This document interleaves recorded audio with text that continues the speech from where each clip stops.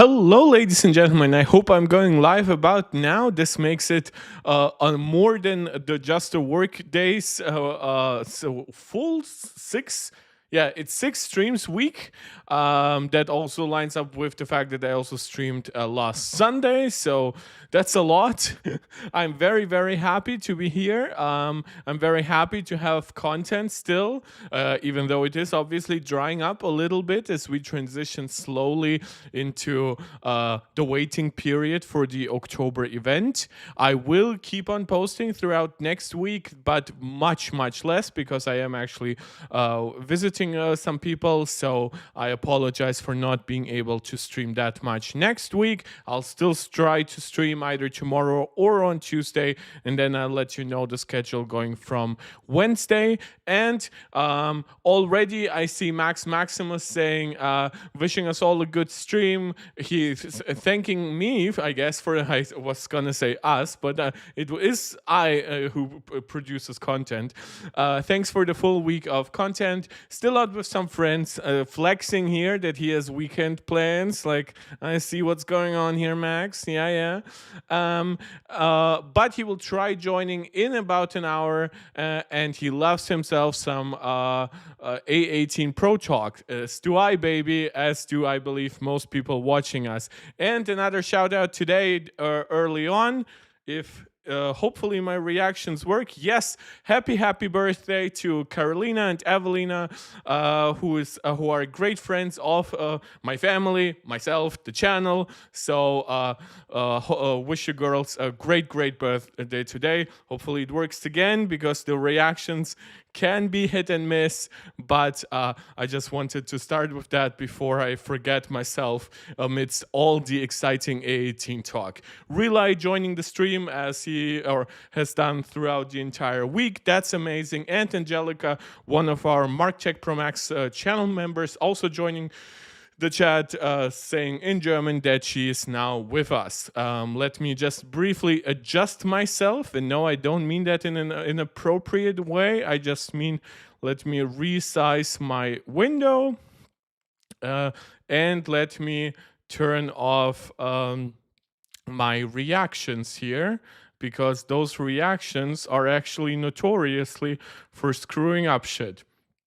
I actually have had them turned off for quite a while. So guys, you've actually have seen already great examples of how you can support this channel. You can do so directly with a super chat, as Max Maximus have done. Give him a like, give him a shout out for that amazing support. You can also send a small super sticker. That's basically the same. You can support this channel directly in the long term by becoming a channel member, like Angelica and Max Maximus and Fizz, who are all MarkCheck Pro Max channel members and supporters right here on YouTube, or you can support us over on Patreon. Link for that is in all the links that I always link with the channel, Twitter, stuff like that. And beyond all of it, I'm just happy if you do all the YouTube jazz, as we call it around here, which includes liking, subscribing, sharing, and of course commenting. I love me a lively live chat. Now today I assume might not be quite as lively as we had in the last couple of days. This won't be a super long stream, which I know the longer the stream, usually the more of you actually tune in, but I'll try to make it worthwhile for you. And as I've said now multiple times, I'm actually on a little bit of a quest. Now, this early on, I still don't feel quite comfortable to actually start collecting the data that we see, but I am getting more and more confident in the results that we see for the A18 and A18 Pro. And with that, I would like over time to have like a comprehensive collection, starting with A17, A18. I think because they have the same amount of memory, they all support Apple Intelligence. I think that makes sense. And just see over the years how the scaling is in a somewhat objective way, and that will allow me even better to argue pro or against content like we have, for example, seen with the Geeker Van video.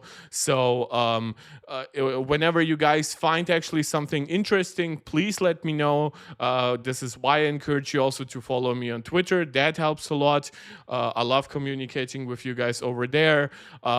So this will help us have a very comprehensive breakdown of what we know, and even in a way what changes over time. For example, like game mode, right? Game mode on iOS 18 is now boosting performance by a little bit, so that will be interesting. Might be interesting to see which phones benefit more from game mode or not. So again, if we had websites like AnandTech, especially for smartphones. Now, we don't have AnandTech anymore in general, not even for PC, but there are still channels like Gamers Nexus, Hardware Unboxed, who are doing relatively comprehensive benchmarking and doing it throughout the year, throughout the years, as a piece of hardware also gets older, gets new software updates, has new software to test on it. But unfortunately for smartphones, that is very few and far between. However, I do want to give a shout out to 3 videos. I will not be reacting to the full videos today. One of them maybe more or less, the others I'll just look at their conclusions. Max Tech, follow Vadim Yurev on Twitter. Dame Tech on Twitter. I believe it's Dame Tech channel on Twitter to be more precise. And Mr. Mac Wright on Twitter. Actually really easy to find. Great dude. I believe doing really some of absolutely the best of Lord's work that you can when it comes to testing smartphones, because he does really, really comprehensive videos and he doesn't fluff. And yes, I do not mean that in an inappropriate way. I mean that he gives you like a 30-minute video with 10 games, right? And a conclusion and stuff like that. Whereas you guys know me, I give you plenty of content, probably, depending on your perspective, but I do talk for 2.5 to 3.5 to sometimes 4.5 hours. So it's definitely a little bit of a chore to find in between my rambling the exact piece of info you might be most interested in. Dame Tag will test 2 phones, 1 game, but of course he will also test the long-term performance, so to see throttling, display dimming, issues like that. But you see that to test 2 games, you'll have to go through like 20 minutes of content altogether, which again is still a much better pacing than what you get on my channel.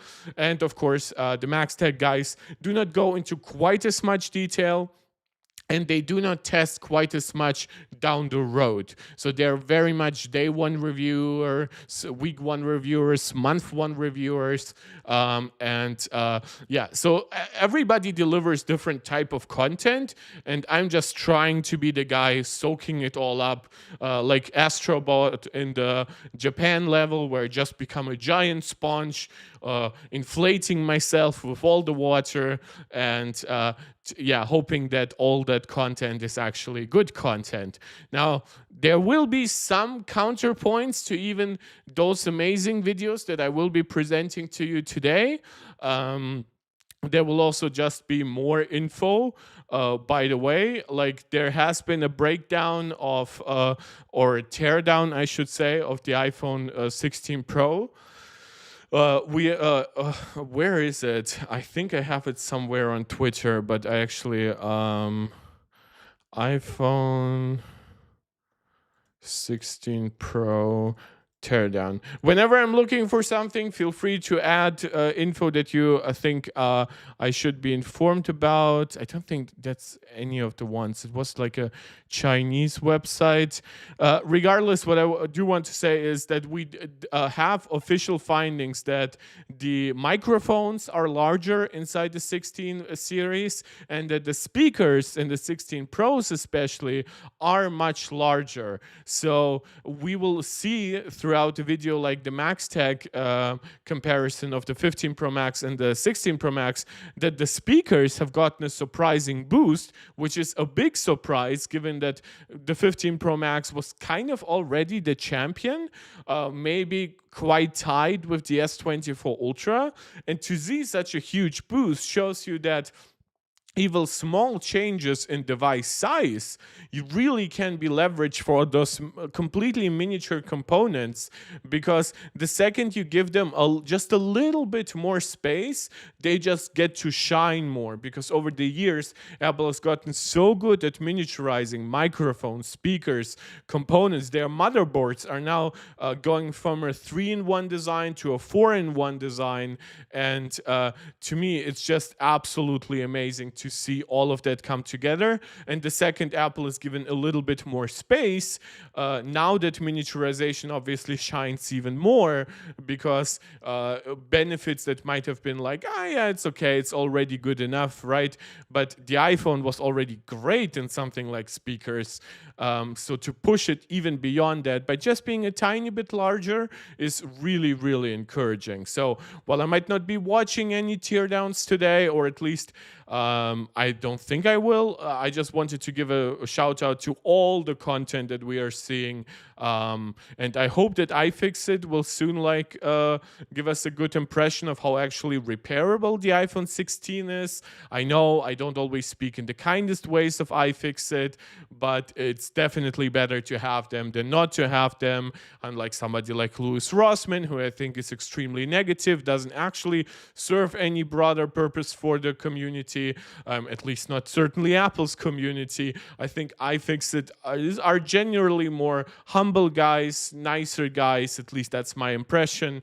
I think they would still attack me for attacking a guy like Louis Rossmann, but everybody is in their right to like or dislike anyone who they want. So without further ado, let's get started. I would actually like to start with the Max Tag video, because it's a very comprehensive comparison. I don't think it's yet complete, because we still are obviously like the issue is whenever you're testing one thing, right, there is always something that could go wrong. This is why usually whenever you provide anything even remotely scientific, you usually provide averages, or even possibilities at that point, because you have so much data.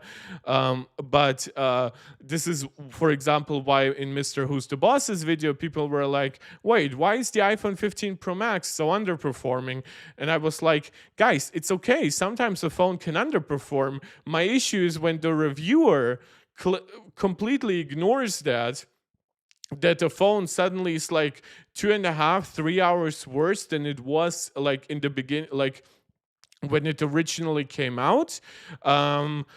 So again, the problem is not even with the result as much as with the fact that he wouldn't even add some like nuance to that. And I think obviously if he had done the test in a much more comprehensive way, like a 3-run way, that would have of course helped a lot. But again, I understand there are time differences, money issues with that. It's just sometimes no data is honestly better than wrong data, obviously, or even misleading data that is still partially correct, because that will obviously benefit only one narrative, right? If the Samsung completely underperformed in this specific test, then it would have benefited Apple for no apparent reason, like for no true reason, and of course the other way around. So let's start first with the Max Tag video. The iPhone 16 Pro Max is here.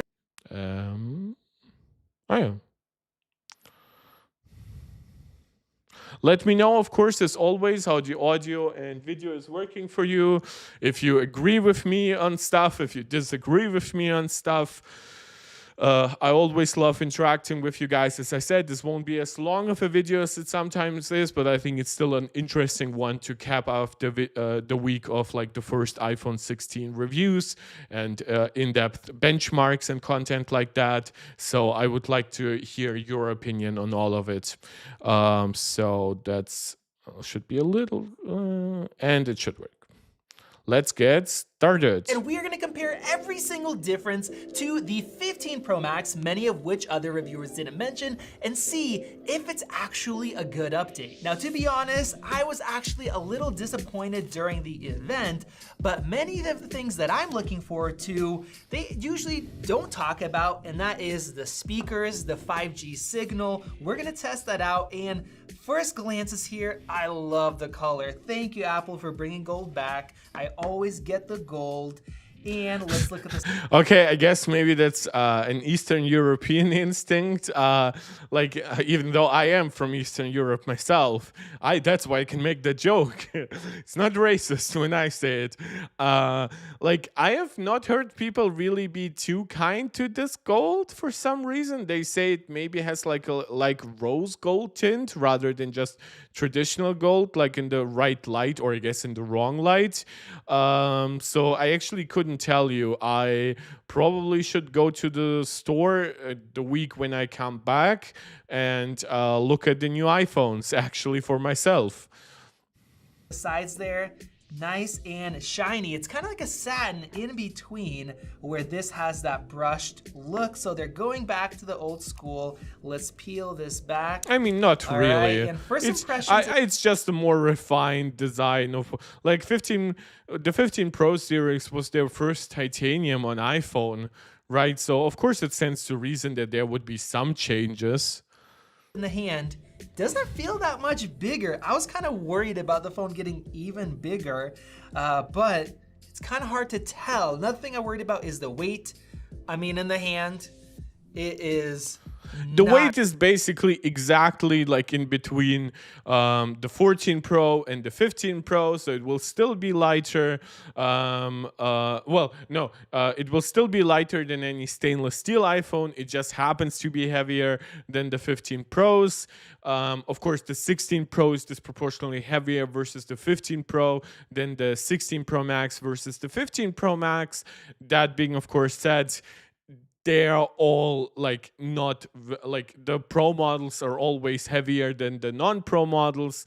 So I don't think it will actually prevent anyone from buying the device they want. I have heard some people say that the 16 Pro Max is basically as large as they are capable of accepting a phone to be.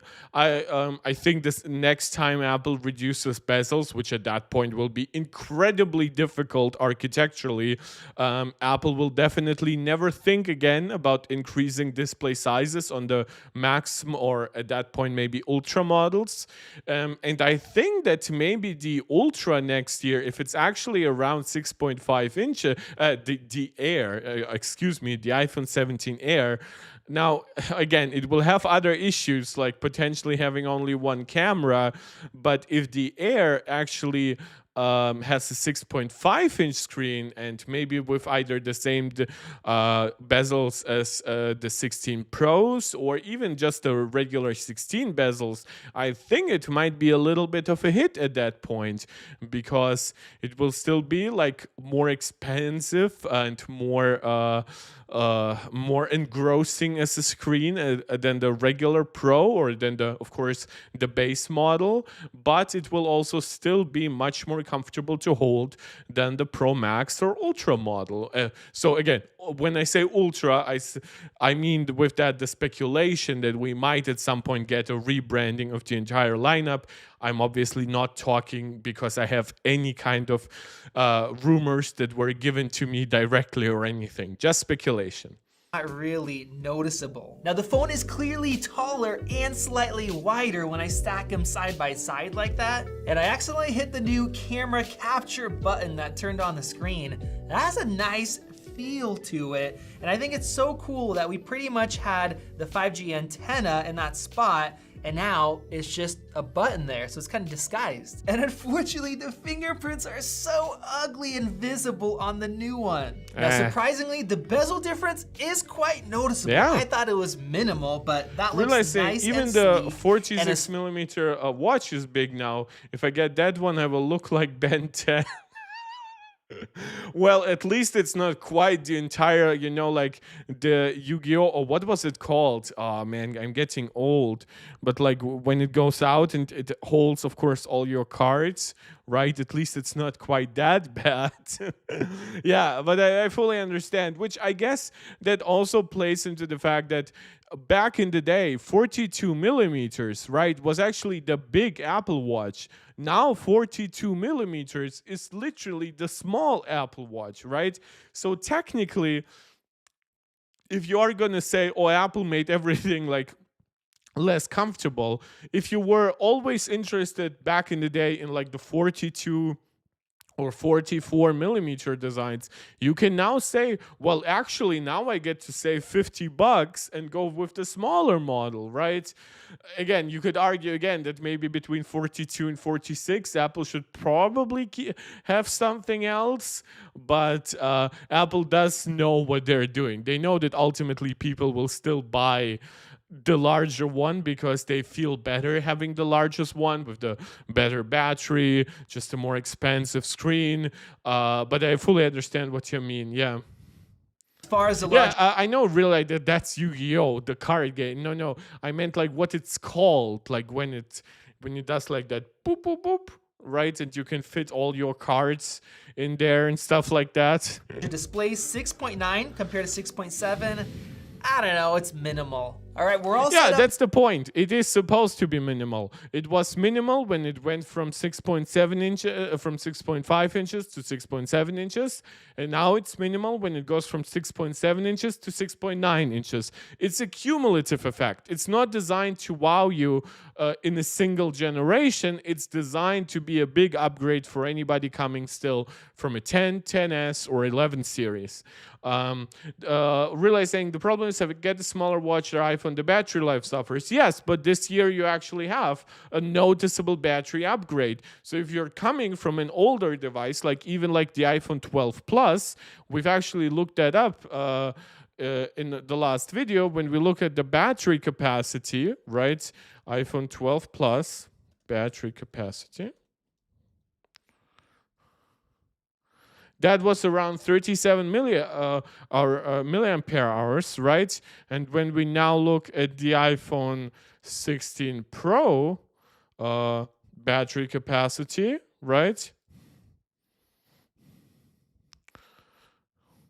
You're looking at 3,582. So basically just 100 milliamperes less. You have a smaller screen, a more efficient screen, a more efficient processor. You have faster charging across both wireless and wired.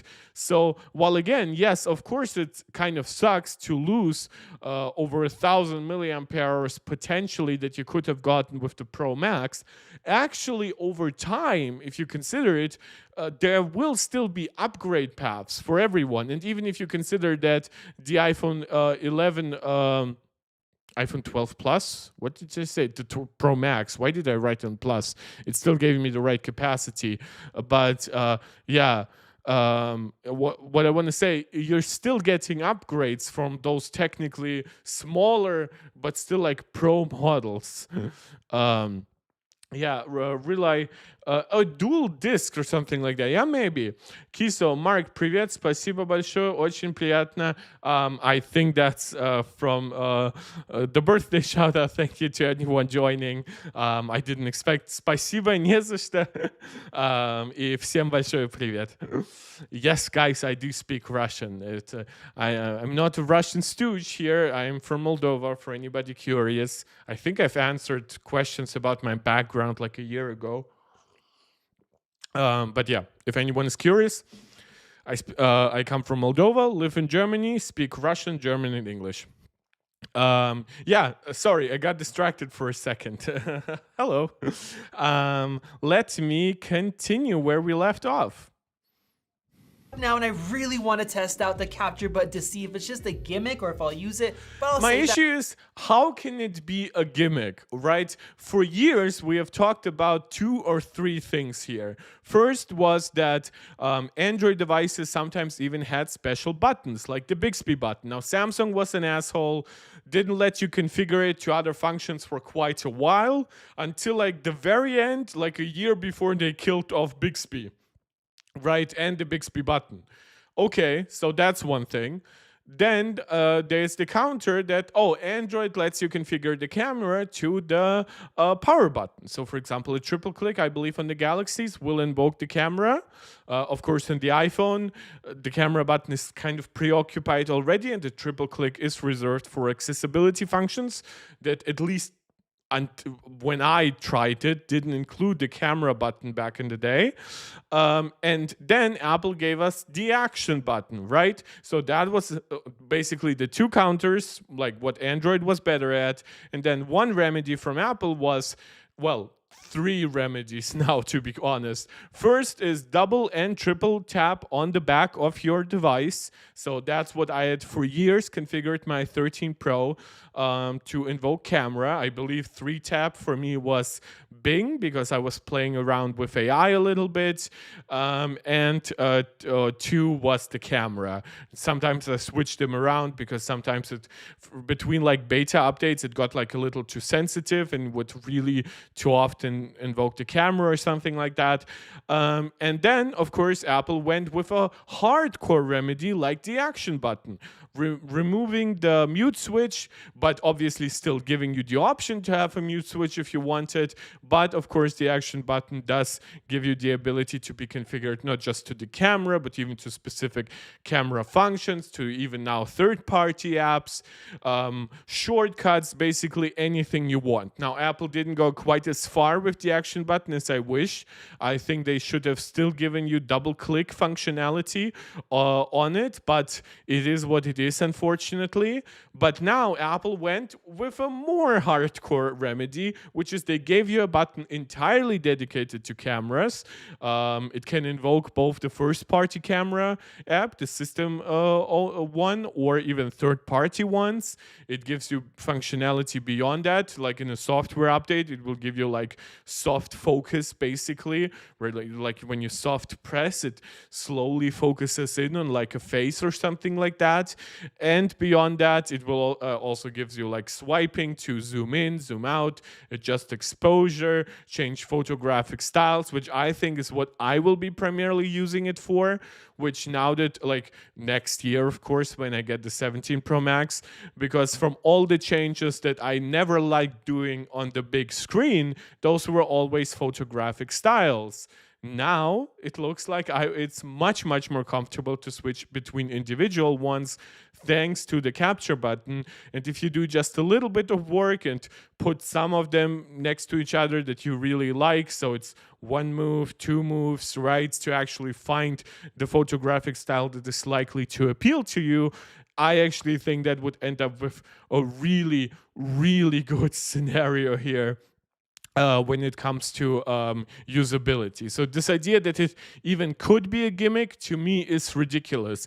Will it be quite as useful as some think? Maybe not to everyone, but as somebody who basically uses my action button daily to either take a photo, scan a QR code or something like that, scan a document, to me it's just absolutely baffling to believe that freeing up that action button doesn't at least have some functionality. That for the camera section, and I want to mention new MagSafe 2.0. Unfortunately, this battery is way too charged, but the new puck is actually smaller and it can charge the phone almost as fast as you could with the wired cable on the old one. This also supports up to 45-watt fast charging. So I've seen some contradictory stuff about it. Some people say it maxes somewhere at 30 watts. That being said, it might really depend on the charge level. Like maybe it will give you like 38, 39 watts really only between like 0 and 20%, and then will fall back to like the usual 27, 30 watt rating. So maybe that's kind of Apple's trick here. Don't forget that between 0 and 20%, there's a lot of room in the battery for new electrons to come in. While of course with once you go fuller, the resistance increases. That negatively impacts your charging speed. That creates more heat. And Apple might just be like, you know, our rating for up to 80 watts, which I'm not even sure it's up from 0 or up from see on Apple's website, but maybe we can give you about the same rating. We have increased battery capacity on some devices as much as 10%. So if we give you like on average 10% faster sustained charging, we give you long-term more battery health. I think that Apple is quite happy with that. And then if you're in like a real emergency situation, you just plug in your phone, you have a 40, 50, 60 watt charger that is of course power delivery compliant, then you'll get like 35, 40 watt charging in there, and it will give you get you quickly from 0 to 20. So if you have like an emergency phone call to take or something like that, we are basically going to help you out with that. Yeah, that's kind of how I see it. I don't think Apple is as obsessed as other companies when it comes to like fast charging, and I think especially beyond 80%, Apple will probably never let you charge that much faster than like 10 watts or something like that. Like up until 80, sure, give you like high speeds, but after that, with all the high resistance of an almost full battery, it just doesn't make much sense. Saruji saying iPhone 16 or iPhone or Galaxy S24 Plus, who's better? Depends on what you mean. The iPhone 16 will give you a better camera. It will give you a brighter screen, but not promotion screen. It will give you much higher performance because the regular S models already don't give you quite the full performance of the Ultra. Now the A18, that isn't the full performance of the A18 Pro, but again, that's still better than a slightly gimped A Gen 3. It will give you longer battery. Well, it depends on which one we're comparing. If we're comparing the base iPhone 16 to the 24 Plus, it's very likely that the Plus would win in terms of battery life. When you look at the iPhone 16 Plus versus S24 Plus, now it completely wipes the floor with the Galaxy. Yeah, so it really, in cameras, like the main camera will be better, the ultra wide will be better. Of course, the Galaxy will still have optical zoom, but it's really a pretty shitty zoom camera, unfortunately. They haven't really improved its main sensor for a bit, but then again, the regular iPhone 16 has a worse main sensor than the 16 Pros. So I guess I think I could be super dumb and super like enthusiast driven and tell you, oh, like if you care about promotion or if you care just about 120 hertz, yes, of course, the 24 Plus almost wins by default. That will be the case until next year's iPhone 17 finally gets ProMotion in its base model. But for most people, I would actually argue that the 16 series, and again, it's a difference if we are comparing the very base 16 or 16 Plus versus S24 and S24 Plus, I think those are still better models, and I think there's a good reason for it. They are on average more expensive. They come out half a year later or more. So the model that I think makes more sense than to compare it to will be the S25 versions. And as I said, if you're somebody who really, really cares about that smooth 120 hertz, even though animations on one UI haven't been too great, unfortunately, recently, yeah, then I would give the point to the S24's devices. I will be doing a separate video testing out all these new charging speeds. Make sure you guys are subscribed. And lastly, we now have a much longer charging cable in the box. No, we don't. This is my issue. Sometimes the Max Tech guys, because they have to produce like 7 videos in 7 days, or 6 videos in 7 days, they just say shit. The cable is just oriented differently. Previously, it was slightly stacked and in a circle. Now it's basically 2-dimensional and in an oval. That's what changed. And now let's go ahead and compare the speakers, if they are any better.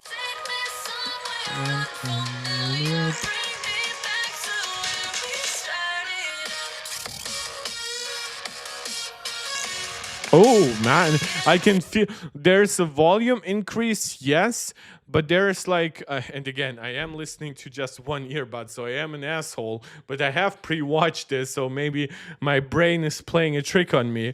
Let me increase my own volume, and let me jump back 10 seconds.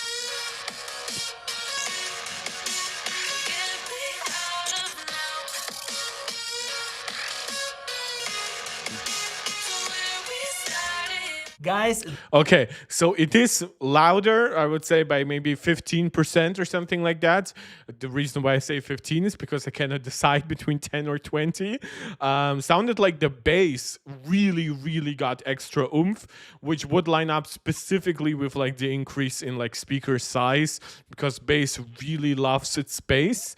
And it feels also like much more like omnidirectional. So really, really good stereo separation here, which of course, for years I've had speculated Apple might at some point go like when you look at the speaker orientation, of course, we have the front speaker here, and then of course the bottom speakers actually are here, right? So I thought that maybe over time Apple would either give us like fully symmetrical speakers, so here and maybe here or here, right? Or maybe they would replicate this like thin speaker design that is basically your earpiece, and do it down there as well. It's actually quite phenomenal that they maybe the second they actually give you even thinner bezels, maybe the bezel might actually not be able to even be shrunk down at this point because of that earpiece, and then Apple would have to go with like a speaker more inside the chassis. But yeah, it's quite interesting that they still managed that really balanced stereo separation, even though the speakers feel so different just physically to us. Oh yeah.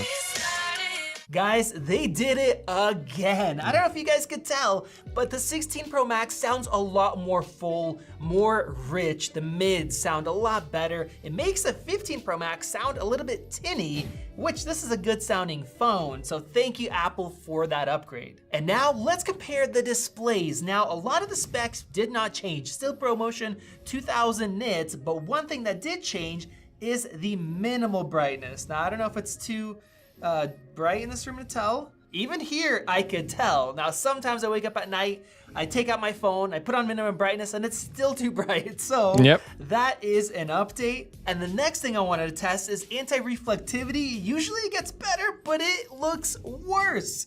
This 16 Pro Max, I think it looks like basically mirror. identical. Man, I'm guessing it's because of the new ceramic shield glass. Shout out, of course, to the Galaxy S24 Ultra, which has great anti-reflectivity coating, retaining most of course, the color performance that we know from glossy displays. That being said, from everything that I have gotten in my very limited exposure on the Galaxy S24 Ultra, there is still a downside to just how anti-reflective it is. It's not a matte display, so it doesn't kill color performance entirely, but it does become inferior to an iPhone. So again, it's a small impact, and it might very much be worthwhile for most of you guys, especially if you really use it a lot outside. Then of course that will also help with thermals, right? When everything is created equally, the fact that you don't have to push your screen to max brightness outside in the heat is very, very good for battery, for sustained performance, because now other components are free to generate heat, the modem, the chip itself. Yeah, so I don't want to downplay what Samsung has achieved, but I also want to say there are downsides to the second you go less glossy. Like twice as strong. Of course, if it was actually like a mirror finish, then it would also suck, because now you would be getting worse colors, because you would constantly be getting reflections on the screen of actual light, right? Every single lamp or every, even just the tiniest bit of sun would completely screw over the colors that you actually want to see on that screen. And this is where I still do believe that Apple has a very, very balanced screen in that regard. Also, of course, Apple's specific mixture, if you want to call it that, for what they call the ceramic shield cover glass, might not be too great to combine it with a very aggressive anti-reflective coating. In fact, I would even argue that the iPads, which don't have ceramic shield, arguably have better anti-reflectivity coating in some ways than the iPhone. But then again, it's also questionable. It changes just from gen to gen a lot. So yeah, it's basically a lot of words to say there are pros and cons to everything. So yeah, a little more reflective. But what I've noticed also is that you see fingerprints a little bit less on here compared to the old one. And now That is actually, if you have an older device, that is actually not true. Or it might be true, but it won't. I don't think it will be as extensive as what he has shown here. see fingerprints And that is all smartphones have an oleophobic coating on the screen. Oleo means oil, phobic means hatred, basically. It's the opposite of philia. And the fact it doesn't go away fully ever, probably because it's just so combined to the outer glass in a way, but it does become worse, and it especially becomes worse over the first year when just the wear and tear is very intensive, and then over time it still degrades, but less and less so, because it's getting more difficult and difficult to basically scratch out that oleophobic coating. But this difference that we might see here is basically the difference between a brand new device and a device that was already used for a year. Doesn't have to be the case. Might actually still be improved when it comes to its oleophobic coating, but generally that is what you will be looking at whenever somebody says, "Oh, look, my new device, it collects fingerprints much less, and my screen at least." a little bit less That's on not here true. compared to the old one. And now let's get into CPU performance with Geekbench 6. But first, I want to show you the wireless chargers with the fastest MagSafe charging. We in are G2. stealing this content, so we're actually gonna give them the respect of watching the ad. I actually have something to say about this ad. From our sponsor ESR. This is their 5000 milliamp hour battery pack that is ultra compact and tiny at only 15. It's not tiny, but I would actually say this is the kind of device that would appeal to me, where like it has a kickstand, which to me is very important in general. This is partially why I use those little MagSafe pucks that are also used to connect it to my MacBook. They also, of course, do come with a little kickstand. It's a little bit on the thicker side, so I would probably only want to use it really when I need it, versus something like Apple's battery pack, which I would have liked to use basically always, but I'm not buying myself a lightning-based product anymore. But yeah, it's cool. It's cool. 9.5 millimeters with 15 watt wireless charging that keeps your phone cool, with ESR's NTC sensors that monitor the temperature to make sure the phone doesn't get too hot. I would argue that probably every device has a few temperature sensors to not overheat, to not kill your phone, but it's good that they at least acknowledge it. What's cool is that you can charge your phone in both portrait and landscape, so you can scroll through TikTok or watch YouTube videos in the perfect viewing angle. Oh yeah, true, and that's what I also really like about MagSafe. It's the fact that it's magnetic and that it's a circle really makes it super versatile in a way that I don't think regular Qi charging ever was. ESR also has a 3-in-1 MagSafe charger with the same 15 watt in Qi 2, but this time with Cryo Boost technology that actively cools your phone down. This, I hope more companies do that, especially as we transition to 25 watts MagSafe. I don't know how long it will take for other companies to really adopt it across their entire lineups. But for example, I would be very sad if like Belkin gave us something like this, like a 3-way charger like that, and we ended up with having MagSafe 2, but not with some kind of active cooling, because that would just give me a lot of peace of mind, at least to me. Making this 3-in-1 So the kudos fastest wireless to this charger for company. iPhone. The 3-in-1 stand also has an Apple certified fast charger for your Apple Watch, which is faster than non-Apple certified chargers, and of course you get a charger for your AirPods as well. And when on the go, they have a MagSafe car wireless charger with the same Cryo Boost technology and It with looks a little unique big. dual I don't mounting know choice, why. so it will fit most vehicles. So definitely check out ESR's new 15 watt Qi 2 lineup, and I'll have the links in the description and the pinned comment below. And now the new Yeah, I know, really, like people do a bunch of stupid stuff while charging their phones in general, like even wired charging. Like, don't forget, not too long ago, like a device, for example, like my 7 Plus that I still have kept here. Like that one was gonna get super hot as much as like the iPhone 12 or 13 got hot during wireless charging. I would argue back in the day, iPhone 6 to iPhone 7, the phones got just as hot during wire charging. So of course, just mindlessly scrolling through TikTok while wirelessly charging these days is, yeah, and people were you also continuously using their devices during wire charging, but sometimes you didn't really have much choice because the capacities were a lot smaller, so you might have really been in need to be constantly charging to a degree. If you were like an extensive user like gaming, for example. But yeah, I fully understand the criticism, and this is why I'm saying that at least when it comes to preserving the battery long term, now you might be killing it by just putting more unnecessary cycles on it, but if you can just like cool the device during the charging actively, that will help a lot. Sometimes I do have like a big air filter at home, and I'll just put my phone over it while I'm charging fast wired. Then briefly go to the bathroom. It will have charged for a little bit, depending on how long the bathroom break was. And then I'll just continue using it. And then, of course, the charging speed goes a little down as the battery goes a little fuller, as I said. And then, of course, Apple does some heat management themselves. New A18 Pro matches the clock speeds of the M3 Max, 8 gigs on both.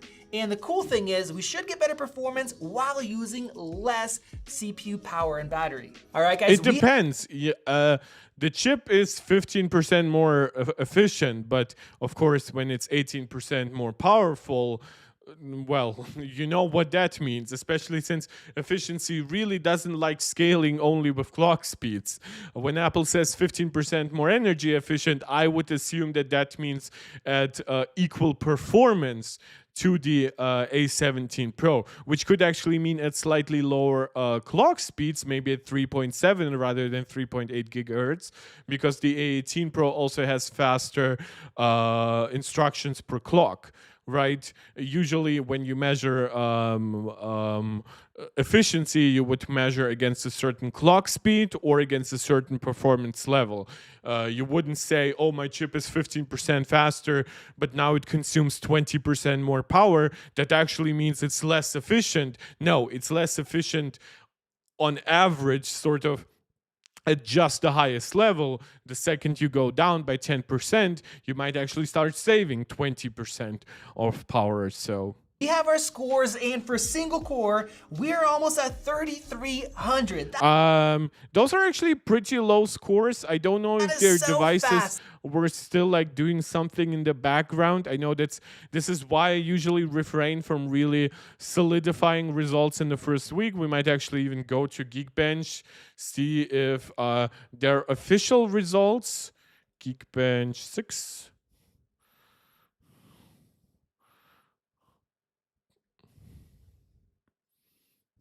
Guys, while I'm going for looking, we have been streaming for now 45 minutes. Please consider doing all the YouTube jazz, liking the video, subscribing to the channel, sharing out the video to anybody who you think might enjoy it, and of course, make this a lively live chat with a lot of commentary from you guys. Tell me what you agree with, what you disagree with, and of course, you can support this channel just as Maximus did in the beginning of a stream with a super chat or a super sticker.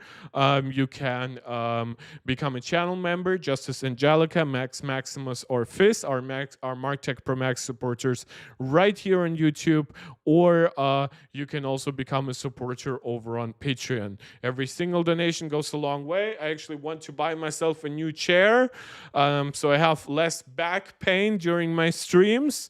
So if you want to support that, that would be very, very much appreciated. Browser, iOS. Nope, it's still not here. How do they call the devices here? 16.1.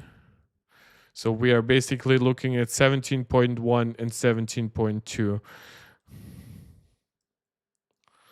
Yeah, you can see results above 3300. You see plenty of results like in the 8000 range. This is why I'm saying that Geek Advanced score of 8800 is pretty unrealistic, as by the way are there 7500 results for Snapdragon 8 Gen 3. But yeah, we've also seen a lot of tests in like the 8300 range. So again, not trying to overplay what the 18 achieves. Oh well, they're well.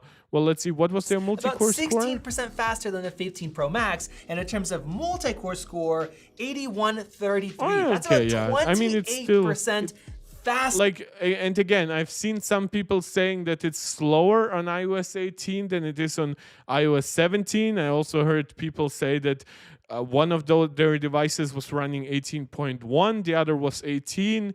So this is why I will create a giant chart, I promise, with a lot of data.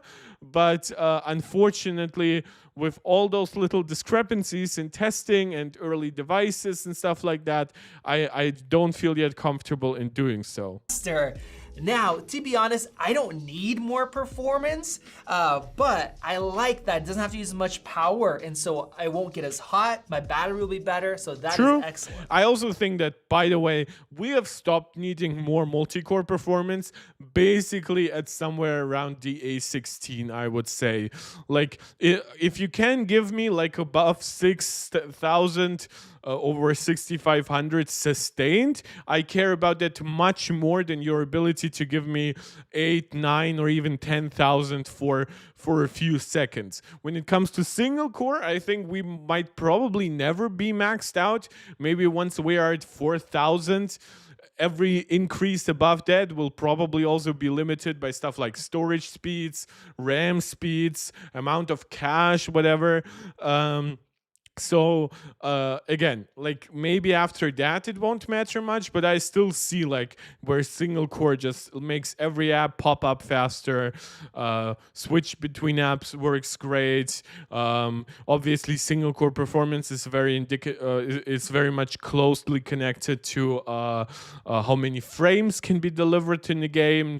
The GPU will most likely be a bottleneck in many ways, but the CPU, especially on like a closed SoC system, will, for example, define like how much power the CPU draws, and therefore how much power then gets left to the GPU. Obviously, if you want to play a game at 80, 90, or even like 120 FPS, your GPU is already working over time, but now consider how much more power your CPU is drawing versus running the game at 30, 40, or 60 FPS. So at that point, you're really screwed for the overall system power. And if you have a very efficient, fast CPU that easily gives you 60 FPS and you just needed to push it a little faster to give you like 80 or 90, that's of course much beneficial than if you have a CPU that already struggled to maintain 60. And now let's go ahead and start the graphics test. Now we have some updates, the core counts are still the same, but we have a big update in terms of ray tracing. Now that score right there isn't that different, but it is a difference of 16%. Wait, I mean, that's about 20%. Sometimes an iPhone might slightly overperform, another one might underperform, so plus minus 2%. Those are pretty good results. So I guess they did make it better, but what I am more interested in is overheating and thermal throttling. That actually matters if you're gaming, and the screen dimming. So here I have 3D Mark, and I have the Solar Bay Unlimited because I want to start out testing out that ray tracing. More games are starting to use it, and it looks beautiful. And look at that, we went from 16% in metal to over 40% difference when there is ray tracing. That being said, Solar Bay is very light on actual ray tracing, and it shows some baffling rasterization scaling. It seems to be as bad in rasterization as actually all the other like 3D Mark tests were. And it's only still Nomad Lite. There is a reason why they didn't make Solar Bay like their new definitive benchmark. It seems like Steel Nomad Lite is their really first test in literally like half a decade that is somewhat indicative of real world mobile performance. And I believe the reason it's actually good is because it was actually developed more for desktop and stuff like that. So it might have had higher quality control in development than something like Solar Bay, where they might have just repurposed some old shit and added some basic ray tracing on top. A good improvement. And now what I really care about, and that is thermal throttling and screen dimming when you're trying to push your phone or game or even out in the sun. So this is going to be a 20-minute test. We're going to This is also now, this will also be a result where I unfortunately will not be able to put it into my beautiful big graph that at this point just keeps getting smaller because stuff keeps interfering with my ability to make it, but I'll tell you soon why. With a thermal camera as well, so let's run it. All right, let me spin these around right here and look at the frame rate difference right here. It looks bigger than 16%. I mean, I'm seeing 12 and then I see 15. The 15 Pro Max is noticeably smoother. All right, guys, it's been 19 minutes, so I busted out the thermal camera. Let's see what differences we could see. So looks like we have the 16 Pro Max at the top. The hottest area, it's actually hotter on the 16 Pro Max, but look at that main spot in the center right there. The 15 Pro Max has a lot more heat concentrated, where the 15 Pro Max is bringing it out to the edges there. So we definitely have. By the way, like if you wonder why the heat is still like concentrated, not really spread out across the entire device, like the actual cooling substructure is going throughout the device. But I think there are two things here. First, I don't think Apple actually wants to spread the heat over the battery too much. Sometimes we have like vapor chamber systems that go down from like even a centrally positioned chip over a centrally positioned or slightly left or right leaning battery. And while I know, of course, the vapor chamber could in theory help cool the battery as well, usually the amount of excess heat that it transports from the processor is more likely to then warm up the battery than help cool the battery. This is why usually battery inside like gaming phones have even more of their own internal cooling system, and Apple of course now has their metal enclosure on the 16 Pro battery. And the other point is that the motherboard, from year to year, Apple is going absolutely crazy. It's getting smaller and smaller. Apple is stacking more and more components in there. And while I do believe that it's very impressive as a miniaturization exercise, it does keep negatively impacting the potential for heat dissipation. I'm actually pretty sure if Apple used the exact same slightly larger, slightly more expansive with an A, not with an E, motherboard as the 15 Pro, I think they would have been able to spread out their heat even better. But alas, they do not choose to do so. Maybe as they switch to their own modems eventually, which are rumored to come sort of how their new own Wi-Fi modem is rumored to come with the next iPads. Their own 5G modems is rumored to come with the next iPhone SE, and it won't support millimeter wave. So it will sort of be a restart for Apple. It will actually be interesting because now they will be able to free up more internal space inside the big iPhones, right? Because they could get rid of all the extra antenna stuff for millimeter wave. Maybe we could also finally maximize internal space by finally getting rid of the SIM card tray. At this point, the SIM card takes up like 33 to 40% of the entire like motherboard. So yeah, this is if you ever wonder why Apple just doesn't go super aggressive in spreading heat across the entire device, there are some architectural changes that just prevent them versus a gaming phone that is built explicitly to spread out the heat everywhere. Even the Galaxy, we can criticize it for not sustaining Snapdragon 8 Gen 3 performance really well, like the Ultra, but the issue is there is the S Pen in there, there's speakers in there that are better than basically any gaming phone out there. Like, I know gaming phones sometimes will have like those aggressive looking front speakers, and the actual internal speaker system will be pretty big just because the phones are so big, but just relative to the chassis, of course, speaking, the Galaxy and the iPhone are just unbeaten. And of course, Samsung, Apple care more about durability of the device. They care more about high quality cameras. Samsung gives you even like one extra camera versus the Pro models. So yeah, there are reasons why there are differences in charging speeds, while there are differences in like peak thermal performance. Even when you look at, for example, the Geekervan video that we just watched, we saw the huge difference from the supposedly oh so well cooled vapor chamber enabled Xiaomi 14 versus like the, what was it, like the S9 or some bullshit like that, the gaming phone basically. Yeah, and so you can see a device that is still optimized for like, you know, real usage rather than just gaming will have other needs to take care of. Heat going on. And man, at the end here, we're looking at 4 FPS compared to 9. This thing is throttling. Look at that smoothness difference. All right, we're finished up here. I want to mention I had them both at 80% brightness, manual in an AC room.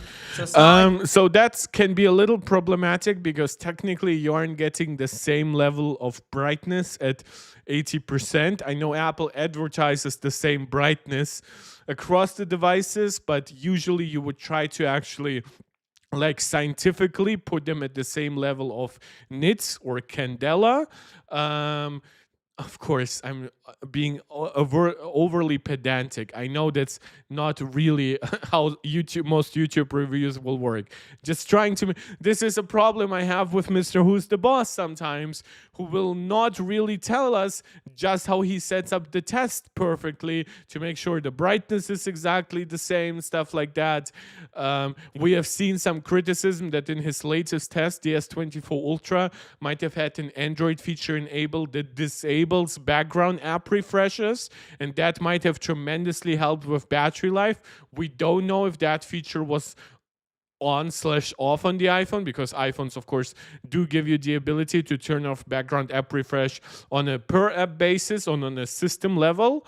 So again, YouTube reviews, they all have their ups and downs, right? We're in the sun. Wow, both of these feel quite warm to the hand, and look at those numbers. My goodness. So the one criticism that I have seen, and I actually will look that up because I've seen on people, I actually haven't run Steel Nomad Lite on my own 15 Pro Max. I probably should have. But Steel Nomad Lite, iPhone 15 Pro Max. So I've seen some people say that their iPhone performs a lot better, not even in the thermal performance, but in the peak performance level. Oh, and here's Jimmy James, actually the guy who told me that on Twitter. 3D Mark. I knew he would be most engaged. iPad Air M1. Give me sweet iPhone 15 Pro Max results. Guys, we have quite a few people watching right now. Please, if you haven't yet done so, consider subscribing to the channel, liking the video, sharing it out to anybody who you think might enjoy it. And please make it a lively live chat. Comment as much as you want. I love interacting with you guys. And of course, if you want to support this channel directly, you can do so like Max Maximus did via Super Chat or Super Sticker, or do so long term with channel memberships right here on YouTube or by becoming a supporter over on Patreon. So yeah, here you can see Steel Nomad Light score 1392. In the unlimited score, it seemed to perform worse, but I've seen results like as high as 1600 sometimes on the 15 Pro Max. So maybe that was a device that was like running ultra cool before the test even started. But there is some discrepancy here. I've heard some people say that their iPhone, basically their 15 Pro Max, basically gives you, well, some of the lack of stability that you see here, but it gives you the peak performance that you see on the Steel Nomad Lite test. So that would be very interesting. But of course, the stability increase is, I believe, what really cannot be subject to any like difference in iOS version or something like that. This really comes from a much better, much more solid cooling system. You can see that Apple really used the increase in device size, giving you a larger screen, disproportionately larger, one might say, because the bezels are now smaller. Apple gives you larger batteries, both physically but also longer battery life due to more efficient components across the screen, across the processor, across the modem. Apple gave you small improvements across the board through important things like microphones, speakers. We, of course, have seen the average antenna performance being like 20%. Well, not average, but peak antenna performance on average being 20% faster. I should always try to be very precise. And now we have basically this like doubling of stability almost, right? And of course a higher peak too. So if you consider that the lowest loop score here was actually higher than the highest loop score on the 15 Pro Max, let's even say the iPhone 15 Pro Max actually gives you around 1500. Maybe there's some firmware bug yet. Maybe Steel Nomad needs some refresh. Maybe it was better in an older version or something like that. But this is hyper playable and a really big improvement, because now obviously when we talk playable, I don't mean specifically Steel Nomad Lite, which drops into the 10 FPS, but I mean when you actually consider actual games that run at 30, 40, 50, 60 FPS, and we will talk about those as well. Now, of course, this ability to have this significantly improved stability and the fact that the display didn't even dim during it, that's a big deal. All right, we have a stability percentage of 75 and 48.6 for the 15. That means that once the 16 Pro Max thermal throttled, and if we compare that lowest loop score, we have 565 compared to 1,292. That's over double the performance when you're gaming for a long time. So if you like to play good games on your phone for more than 10 minutes, I mean, that's over double the performance. That is gonna make a massive real world difference. Guys, I was done talking about this, but I have to add another part. Look at the lowest loop score on the 16 Pro Max is actually better than the best score that the 15 Pro Max got. Apple's had good graphics for a long time, but the issue was thermals, and they finally addressed it and finally fixed it. I mean, this alone is a good reason to upgrade if you really push your phone. Wow. And one more thing, look how much brighter the 16 Pro Max is. Both of them did actually. Yeah, if you actually like smartly play around, and let's say you decide for yourself that the brightness level that you see here on the 15 Pro is quite good enough, so maybe you disabled, well, if you are outside, you disable brightness changing so that, of course, it doesn't get too much brighter in bright sunlight, therefore it doesn't create extra heat, la-di-da. You might actually be able to push performance even further to like stability to like 80% or more. This thing recovered super quick compared to the 15 Pro Max because of that new thermal system. Gosh, I was not expecting this video. I also think, by the way, one thing that we are still forgetting here, and I'm not saying they're forgetting it, I think the fact that the battery probably now cools much better too. is I don't know if they have changed to that stack battery design that was rumored for quite a little bit. It was originally rumored to come on like the S23 devices. Um, um, didn't come. Then it was rumored for the 15 Pros, then the S24 devices.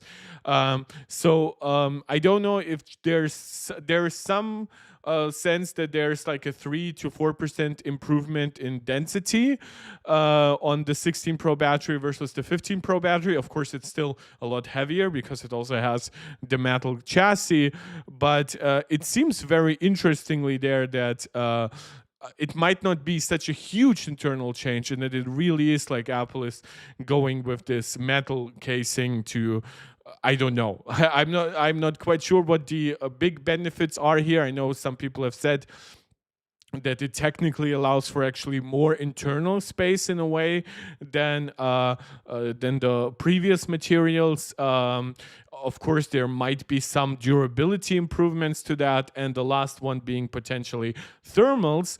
For thermals, I kind of would have expected like aluminum or something like that to be better, but steel apparently is still better than the material used before, and I do believe that it then has something to do with the rigidity, because aluminum is a very soft metal. Realizing, is the custom Apple modem coming next year? Supposedly, yes. Supposedly, we are getting a 5G modem from Apple without millimeter wave on the next generation of iPhone SE, coming sometimes early to mid next year. And that, of course, will be the device with like a 6.1-inch screen, potentially maybe even dynamic island and not just a notch, a 48 megapixel main camera, 8 gigs of RAM, and an A18 chip. Apple might actually be crazy. Well, not crazy, but crazy smart. And we might actually get like an A18 minus or something like that. Maybe they have a lot of A18 chips with only 4 working GPU cores, so maybe that will actually make its way to the iPhone SE. That would be a crazy way to optimize just the production complexities of 3 nanometer and things like that. But yeah, that's about what we know for the next gen SE. I think like in the next 1 or 2 months, we are probably expected to get more content about it as we like start getting closer to the new year. I believe the likes of Mark Gurman would want to show off just how good their sources are. And Suboito winking us hi. Welcome, Suboito, also long-term viewer of this channel. I'm not an Apple sheep today still. My hair is still short, so come back in another month if you want to make fun of me. But yeah, thank you all so much, guys, for tuning in. My live streams have gotten like 2-3 times larger recently. I know we still are a very humble amount of viewers, but I appreciate live viewers, but I appreciate each and every one of you. Realizing, but that's not coming to the Pro iPhones. No, Apple has like long-standing contracts with Qualcomm, so at least until 2026, don't expect Apple to well, I would even say it's very likely that the iPhone in 2026 will still be Qualcomm based, but Apple just has a long-term agreement with them. They buy their modems, they share some patents with each other, and of course there's an argument to be made that maybe Apple's first generation modems might be inferior, both their Wi-Fi modems versus Broadcom and their 5G modems versus Qualcomm. Those companies have literally com at the end, like the .com bubble. How can Apple compete with that? You're not sure waiting for iPhone 17 Pro is worth it? It depends. What device do you have? Because that would be very much defining for whether it's worth the wait. Because the 17 Pro might change a lot of things that enthusiasts really care about. Like it will have 12 gigs of RAM, which some people who claim that Apple Intelligence will soon be limited by 8 gigabytes, like you will need to wait until 12, but I don't really believe that it will be that bad. There is a chance that it might be 2 nanometer based, but Minchi Kuo is betting against my prediction and saying it will be N3P based. So it will be at best a 5% improvement when it comes to the raw silicon. Maybe the architectural changes will be big. But the rest, yeah, like we will probably finally get the larger main camera sensor. We are rumored to get a 24 megapixel front camera, and we're rumored to get a larger 5x telephoto camera. So Apple would be improving 3 out of 4 cameras. That would be quite something. But maybe if there isn't actually that much else next year, then they might actually feel the need to do that. Really, you have a 13 Pro Max. Yeah, quite honestly, it depends on the deal. Like, I think if you can make it do with the 13 Pro Max, I think it still could. Like, of course, budget wise, it probably always makes sense to wait. But I upgraded from my 13 Pro Max to my 15 Pro Max. And I promise you that if I hadn't upgraded to my 15 Pro Max, I would be upgrading this year to the 16 Pro Max. So yeah, I mean, it's up to you. I don't know your finances, nor am I arrogant enough to ask. But I do think that the 16 Pro series, honestly, with those battery life increases, those thermal improvements, those slight changes across like 5G to technically 5G advanced, Wi-Fi 6E, from your device, it would even be from Wi-Fi 6 to Wi-Fi 7. Of course, your device doesn't have USB-C. Now you would be going to a USB-C device with 10 gigabytes per second. You have faster charging options across both wired and wireless. You have a larger screen, something you're definitely not getting an even larger screen next year. You might be getting smaller Face ID next year, but how big of it, like the dynamic island might change if some parts of Face ID go under the display. But let's be honest, how much will that actually change like your usage? Maybe the display will hit even higher peak brightness level, but again, the 16 Pro Max will already hit higher brightness levels than your 13 Pro Max. And thanks to the better cooling system, it will be able to sustain that brightness level for much longer. And thanks to the better efficiency, it will give you much better battery life, even at that higher brightness level. So yeah, again, it's up to you, but I honestly think it could be worth it. You're a screen to body ratio and a chipset type guy. So if those two aren't happening, so I'm going to be disappointed if the 2 nanometer thing doesn't happen. Are you telling me it's my fault? Are you telling me that because I have talked to you guys about potentially switching to 2 nanometer next year, that I will disappoint you next year if that doesn't happen? I would still encourage you to probably listen to Minchi Kuo more than me, but yeah, I fully understand what you mean.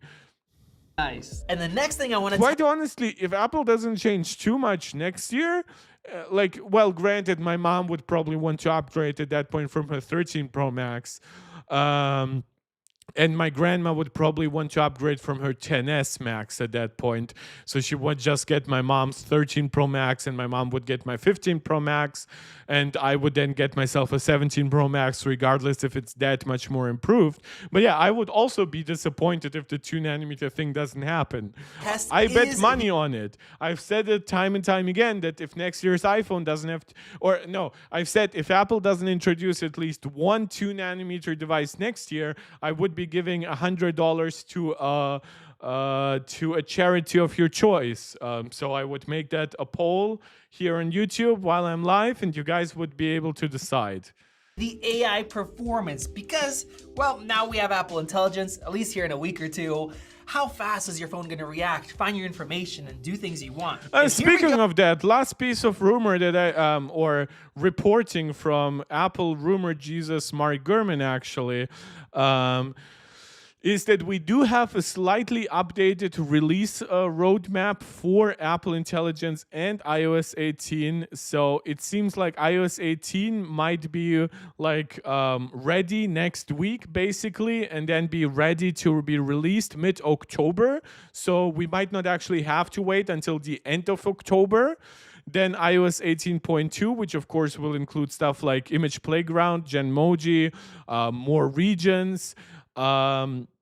It supposedly, according to the new stuff, is where's the new stuff actually? So that supposedly will be finished in November and then roll out in December. And according to new stuff from Mark Gurman, is that Apple is thinking about including some new AI features for Siri in iOS 18.3, and then iOS 18.3 might come in January, but then the biggest changes will come in like March or April with iOS 18.4. So technically some stuff might be happening by a week or two earlier than we thought, and if you thought that all new Siri features would have to wait until like March or April, now supposedly you will getting maybe some of them in as early as January. Relay, you have till February to decide, so that's that. Why? What happens in February? Are you like me, and would you never consider buying a device that is more than half a year old? Because technically the new device is closer than the old device. Is that what you're saying? Like by March you would basically be like have to be fully decided, or do you have like birthday then, and then you would have to know by then? It looks like the combined score is about 50% better performance. Yeah, the rest has also seen some upgrades, like the floating point, like FP16, 32 have seen some upgrades, but it's really integer, where it has gotten a nice, like almost 50% uplift. Have actually gotten the same result here on my 15 Pro Max. Maybe it can go as high as 32,000, but yeah, the A18 Pro, despite the same teraops rating of 35 tops, seems to definitely be better still than the A17 Pro on the 15 Pro Max. 16 Pro Max, even though the tops are similar, it's been really optimized. So you're gonna have nice, quick, on your device AI. And now let's test the cellular speed, because the new 16 Pro Max has a new okay, yeah, it also makes sense. If you know there will be big discounts in a few months, that also makes sense to wait for it. There's of course also, if you're like a really savvy customer and you're like, oh, I might get something used by that point. Maybe somebody was just unhappy and sold it. That of course could sometimes save you like 30, 40, or even 50% of the price. Modem that not only is supposed to be faster, but also uses 25% less energy. So yeah, to be honest though, I do sometimes wonder about the claims of Qualcomm's recent chips. I know that their actual speed does improve, but they do a lot of like AI claims when it comes to the battery improvement, saying basically the chip learns what to connect to thanks to AI. I would argue this is probably based on very simple algorithms, just knowing, oh, there's a stronger signal coming from over there, slightly weak signal coming from over there. I do have like multiple antennas technically, so yeah, I wouldn't say that I really trust some of their claims, but hey, if it does give you potentially 20% higher speeds, as we have seen some carrier benchmarks, that does suggest that they also are more energy efficient, because as we know from just the regular chips, when you make something 20% faster, you usually would want it to be at least 15, 20, 25% more energy efficient. The old 15 Pro Max, I'm gonna run them one and then the other. And now let's test out the 16 Pro Max. We are in that, for example, will be a problem on RTX 5000, which will be more efficient than RTX 4000. There will be architectural improvements. It will also technically have a small node jump from N4 to N4P, but maybe N4X. I'm not even sure what exactly they would be using, but definitely if you're looking forward to 50% more performance, you will have to live with at least 15-20% higher power consumption. Concrete building here, and it looks like the speed is practically the same, within margin of error here in this building. Right now we're gonna go head outside and test it there. All right guys, we have our results. We went out there, we tested a few times, and this is interesting. We're actually getting quite a bit faster speeds on the 15 Pro. This is run-to-run variants. Quite honestly, it might just be that the modem just decided to connect to a slightly worse connection. That usually takes like 15-20 minutes for it to like rethink that.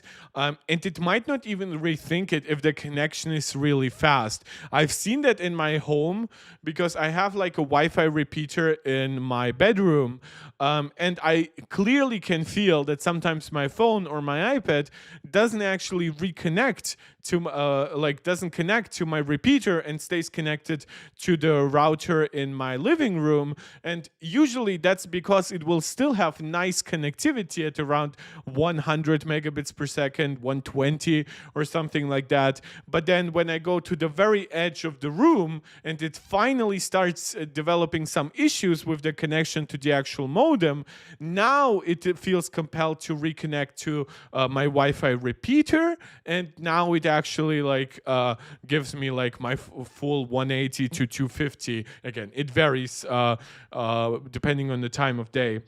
Realizing why with the way Nvidia is heading soon, we will need a Dyson sphere around the sun to power our GPUs. Well, what was the for one, I always it's Sam Altman, right? The OpenAI guy. What did he say about building power plants? Like, which I'm just so infuriated by supposedly like new gen guys.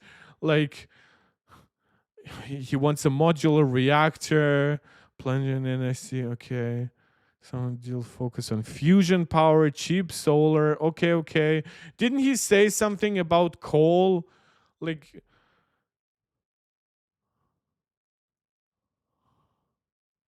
okay, he wants fusion, which isn't really like, we might never get fusion, to be quite honest, on Earth. Uh, Says AI is using too much energy, will require breakthrough energy source.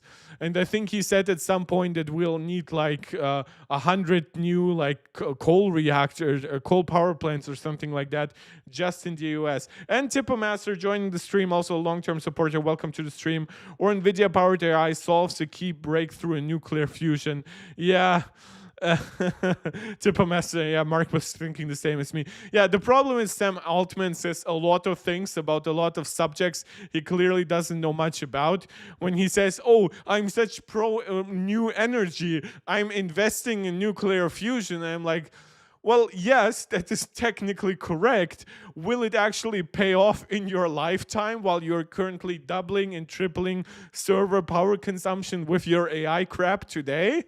That's a little bit, yeah, I don't even know which one he said. If he said something about coal or something like that, or natural gas, maybe. Did he say something about natural gas? Maybe we'll just connect power plants to like all the hot air that is coming out from Elon when he's like so self-absorbed, and maybe that will power all at least all the Tesla learning stuff. It was the best solution plus energy. What plus what energy?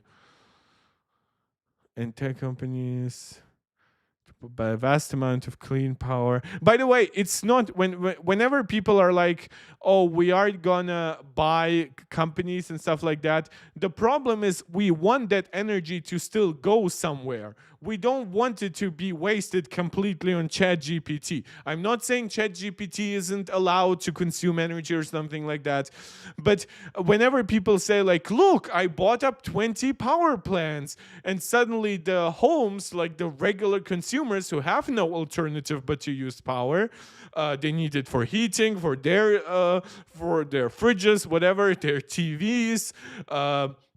Right, suddenly they have to find a new alternative because those power plants don't give them enough power anymore, or they hike up prices by a lot. It's not always a plus when these huge tech guys suddenly invest, quote unquote, in power plants, shit like that. Here's a nuclear along with cheaper storage power and storage. Okay, so he has been giving more reasonable comments from June. I think early in the year he made some stupider comments, and he probably said that smartly something new. So Google, of course, with Google now being absolute shit these days, now making it actually difficult to find those older results.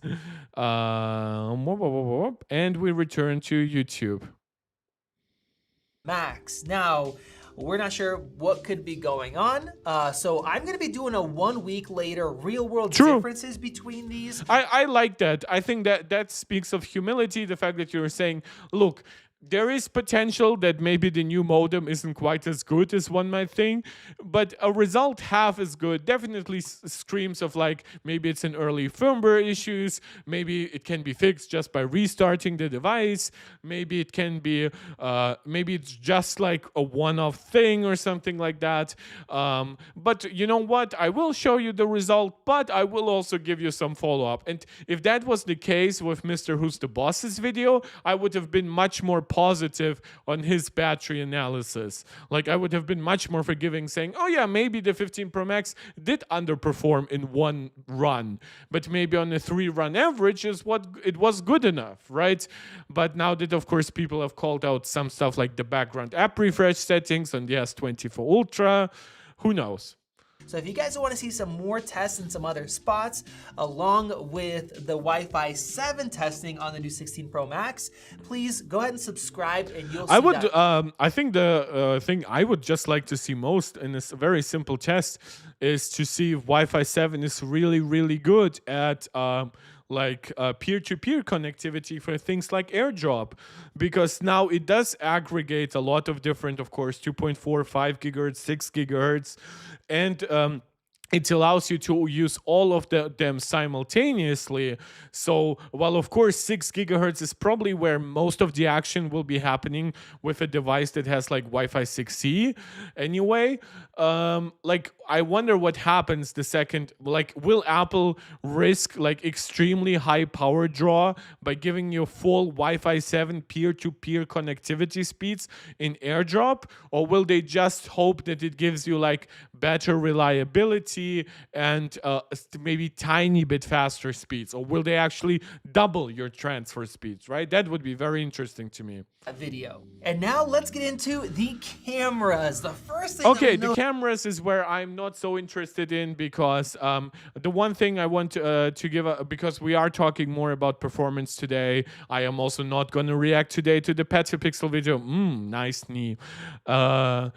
One thing that I did want to give a shout out is the fact that we actually are seeing lower reflections on the camera lenses. So you can see how the orange here is basically like refracting onto like the actual like across the camera lens and changing the color profile of the rest of the image.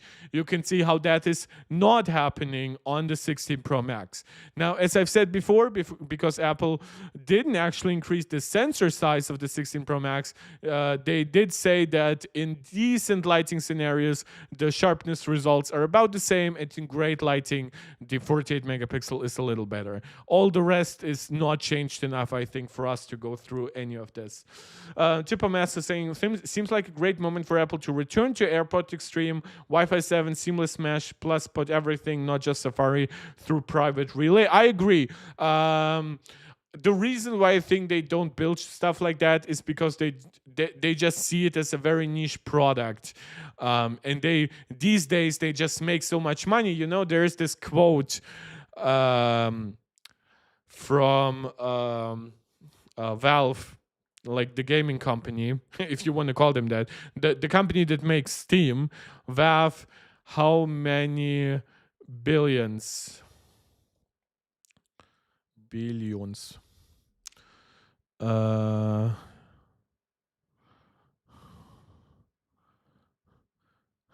Like no, where is it? It's so fine to heart, like the quote, but like somebody did suggest like a new game, and and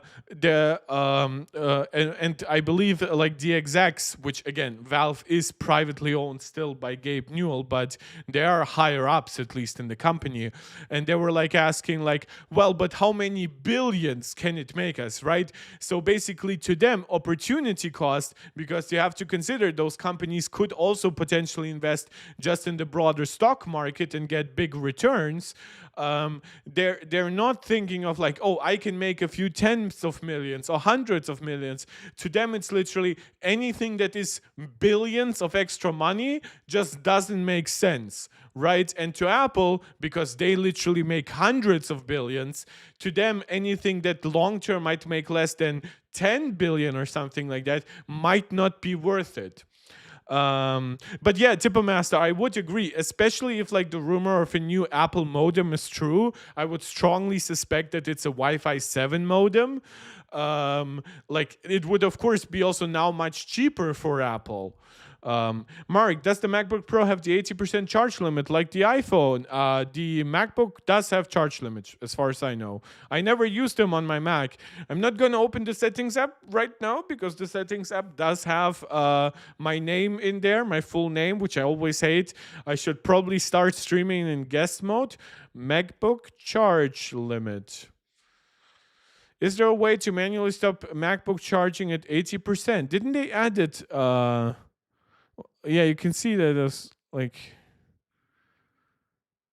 I'm actually not sure. You know what? I'll let you know. Here, I'm gonna cover everything up. Gonna go into the settings app. Gonna go to battery. Gonna go to battery health. There is optimized battery charging, so that one works the following. To reduce battery aging, your Mac learns from your daily charging routine, so it can wait to finish charging past 80% until you need to use it on battery. And actually, my almost 3-year-old MacBook Pro is still at 95% battery capacity, and I do have optimized charging turned on. That being said, you can also see, for example, that during my streaming, it still goes up to 100%. Yes, so gonna close this, gonna go back here, gonna go back to OBS and make myself a little smaller again. Hope that helped. I really wanted to know the answer, so it isn't as direct an interventionary setting as it is on iPhone. It is like technically more AI driven. My God, like you can really see that I haven't turned on the lamp here, but I'm gonna make my iPad brighter. But yeah, I hope that helps, Relay. Hey buddy, I work at an Apple authorized reseller and people blindly buy the blindly buy the Pro Max models without wanting to hear me out telling them the 16 is almost the same specs for performance. I know, brother. I know, believe me. Like I've been I've been basically doing your job for free for every friend, family member for now 2 decades. Now, granted, it wasn't always smartphones. Very back in the day, it was like Pentium-based laptops and shit like that I was analyzing from like 6 or 7 years old. But or maybe that was a little later than 6 or 7. But yeah, I remember people just instinctively wanting to buy whatever was technically still in their budget, right? And this is why Apple does target this very small price gap between the regular 16 and 16 Pro, where it's just $200. Now you don't get more storage, which you might expect on the Pro model, but you do get, of course, the Pro branding, the larger screen, the 120 hertz. ProMotion is just a nice name, even to people who might not really care about 120 hertz. A18 Pro sounds better than A18, of course. And then when they talk to a nerd like me, they will hear about things like, oh, USB-C is faster, 20 times faster. And those people will never in their life ever connect like a USB 3 cable to their iPhone, but it just all appeals to them. It's an easy upgrade path, or yeah. So I fully agree with you. Welcome to the stream, brother, by the way. Also, your name, Armored Core 6 rocks. I absolutely agree with that. I have only played it a little bit, didn't buy it on my PlayStation, played it with a friend on his PS5, but yeah, really good game. Tippermaster saying, I'll shout out AI Dante for much better MacBook charging control. Dante. Yeah, I should know that Mac, of course, is much more configurable than iPhone. So, for example, like the new window snapping tool that Apple introduced, like in macOS Sequoia, that is like technically has existed through third-party tools like Magnet for a decade at this point. Armored Core 6 is saying maybe because of the Pro's colors, the customers don't even use the Pro features. Yeah, but like I've seen that to a degree, and that's of course a very different thing. Like I have a lot of people watching me who are from India, so sometimes I interact with them on Twitter, and I have learned that market is very susceptible to, oh, a device has 3 cameras instead of 2, right, or even 4 instead of 3. And suddenly, or maybe people even get obsessed about like, oh, the exact storage kind. I've recently saw people being very angry that some devices have UFS 3.1 rather than UFS 4, right? And then the real world results might actually never reflect those changes. Like the 3rd or 4th camera on a smartphone might be like a completely worthless 2 megapixel macro mode camera, right? That would have been cheaper and better if they just integrated macro mode into the regular ultra wide. So to me, it's just like I fully understand what you're saying, but this thinking happens both on Apple's like higher price range, Pro and Pro Max devices. It also happens on the lower range where people are like, oh, I'm paying $400, so I want 3 or 4 cameras. And I'm like, it probably would be smarter for you though to get something with 2 cameras. You would have more, like even if that device currently doesn't exist, I'm saying it would be smarter for manufacturers to build that device, because now you would save money on 1 extra camera that probably isn't that good anyway. You would have extra internal space for more battery life, things like that. You can invest those $5-10 extra dollars into other components. Just saying. Infinix put like 3 2 megapixel camera on exactly for that exact same for that exact point. This is why some phones in India, I believe like 3 or 4 years ago, started looking like that meme, right? Like that spider with like 20 eyes, and that all our smartphones would look like that on the back with 20 cameras. I believe that some manufacturers thought that that would be the path to convince like the market in India that was very like conscious of those things, but somehow not conscious enough that some of those cameras are actually dog shit. So thankfully that has changed a little bit, where people now actually do value, oh, I actually want a good main camera. I don't care even that much about ultra wide, and telephoto might actually be better if I just get a really large main camera and zoom in a little bit than getting a 6-year-old sensor on my telephoto. Armored Core is saying that those are great points. Well, thank you very much. Yeah, the next one. So I looked up the charge limit for you guys. So the next video I wanted to briefly check are the Dame Tech videos on the performance. Oh my God, by the way, look at that difference in view. Oh no, those also came out at different times. But kudos to Dame Tech for like 55K views on a 20K channel. I have 100K and people watch me to a 3K. But of course, I'm a live stream channel. I know that's different. It's easy for people to just click the subscribe button because my long videos are apparently like they encourage people to just tune in. Like I've seen that from the YouTube algorithm. And then people subscribe, like leave a comment once, and then come back in a year. So I wish I had higher engagement, and I am trying to cultivate it by streaming more these days. But you guys have to do your part. You have to like the video, subscribe to the channel, comment. Please, one thing that I do want to call out, please comment when the video has already been uploaded. So not just during the live chat, but also later, because that helps a lot with the algorithm. But that's neither here nor there. Now with Genshin out of the way, It's time for round.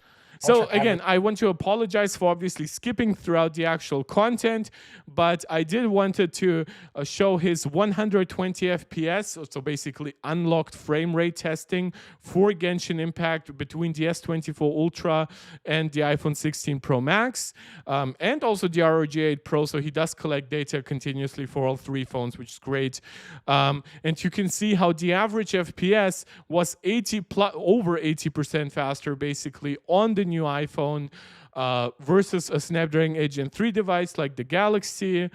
And then he does give you a very nice graph here where the iPhone, of course, still gave you a nice improvement over the ROG phone. Also, shout out to those 60% higher 1% FPS lows. If you ever think like what defines like gaming stability, you'll find this is basically the result. And the peak temperature ended up being 5 degrees Celsius cooler than a gaming phone. Now granted, that gaming phone was put into X mode, but that's still super impressive. And then, of course, Samsung gave you 29 FPS in its 1% lows, and it gave you 47 FPS here. That being said, the GPU utilization on the latest iPhone might actually be pretty low. So maybe once we get actually a full-on sorry, by the way, that is not Genshin Impact. That is Call of Duty Warzone Mobile. So the iPhone here delivering a really incredible result. I know people have said that Warzone is really more optimized for iOS, but at that point you should also say, well, maybe it's also Apple's achievement that they have made it easier and more worthwhile to optimize better for their chip. That being said, this difference to me is very, very likely to be the true architectural difference between A18 Pro and Snapdragon 8 Gen 3. I would expect a Snapdragon 8 Gen 4 based gaming phone to then come in at maybe 80 or 85 FPS, but then of course consume also a lot more power. Realizing I'm here even through the camera videos. Well, thank you for that, Relay. I know you've been very engaged recently. That means a lot. But no, I'm not too interested in the camera stuff today myself. As I said, if I react to the Petapixel video, I might actually wanted to make it a double feature with that discredited tech guy who was saying that iPhone's 48 megapixels are more like 6 or 8 megapixels. So some really good results here from DameTech. Then Genshin Impact. Now it's really Genshin Impact. That's not a misspeak. This is just 2 devices, I believe. And this is where we once again see 80% gains here. Actually, that's really, really high. What is that? 81.1 divided by 44.4. That's an 83% gap in average frame rates. That's absolutely insane. And this is also where I've said before that this difference does not come from because the Snapdragon 8 Gen 3 is actually only half as fast.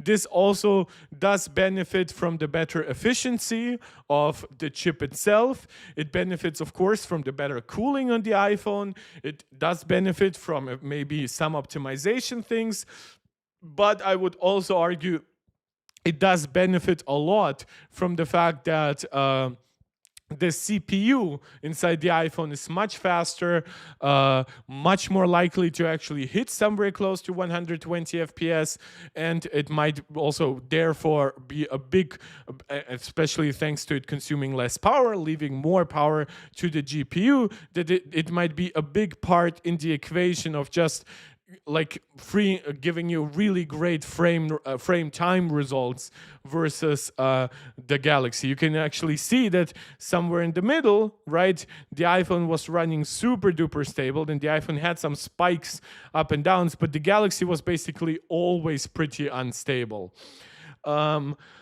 Tipo Master, I just found that A18 Pro has 512-bit scalable matrix execution. Seems crazy to have desktop with SIMD just when Intel gave up on AVX 512. I know. On consumer, the DM4 already have that. The M4 is more A18 than A17, right? Yeah, I believe that M4 has the same level of execution width for SME. From what I understand, the basic level of the CPU is the exact same architecture between A18 and M4.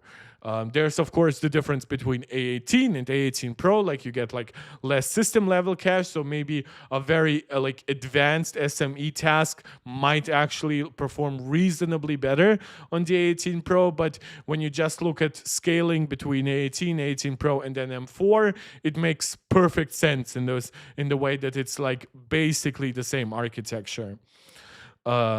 Yeah, so that's basically it. We have two results where the iPhone was beating by the Galaxy by almost 80% and by over 80%. Of course, if you want to play actually high frame rates, the iPhone is the phone to do so. iOS has a higher collection of games that support 120 FPS. I know some gaming phones have modes that override frame rate limits, but definitely by default, the iPhone 16 Pro Max, again, for example, Armored Core 6 Rocks could very reasonably say, well, the difference to the A18 might then give you 75 or at worst like 70 FPS, right? Will you actually feel the difference? Well, of course, there's also, of course, the point that the regular 16 or 16 Plus won't even get you, it won't even show you 70 or 80 FPS. So again, if you're really an enthusiast user who knows this, who also knows how to appreciate it, that's one thing. But yeah, for the regular user, I fully understand. For example, if you applied a 60 FPS frame lock here, by the way, you would have a basically perfect frame time graph on the iPhone. I see it. No, it basically never drops below 60 FPS. So the amount of power savings that you would have from here to here, because of course, as I say, sometimes dropping performance by 10-15% results in like 20% reduction in power usage. Now you would have this super smooth frame rate graph. So in a way, it might actually be worth for some people to get the A18 in that regard, because you would get crazy stable 60 FPS with great battery life instead of crazy unstable 60 FPS with probably very poor battery life, because at that point it just tries to consume a lot of power. Real Genshiners played on M4 iPad Pro. True. I've heard that basically also like Genshin Impact, even though it is on PC, like people seemingly really like playing it on mobile. I really like playing Call of Duty mobile more than I like playing Call of Duty on my console. Or I guess I could play it with my mouse in like a virtual machine on my Mac.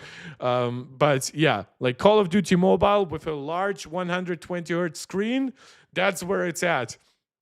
You will always win versus smartphone users because you have just so much more space. And even if you use touchscreen, if you don't use like a controller, like just the fact that you have so much more space to move your thumbs around, it's much better. So shout out to DameTech for some great results. Would love to see, of course, the ROG phone in here. But for now, he hasn't yet tested other devices too much in stuff like GPU usage. But also, by the way, like look at CPU usage. The iPhone delivers 80% more frames, right, at a higher resolution, mind you, at a lower temperature, and utilizes less of the CPU and less of the GPU. So I'm telling you, it's not just an optimization issue. It really comes down to, like, I believe these things also like really benefit from like different cache amounts and stuff like that, because they're very simple games in a way with like their cell shaded looks. So like having 24 megabytes of system level cache might really be game changing to that, especially for something like the CPU. But yeah, you can see 6.3 watts lower power consumption at 83% higher performance.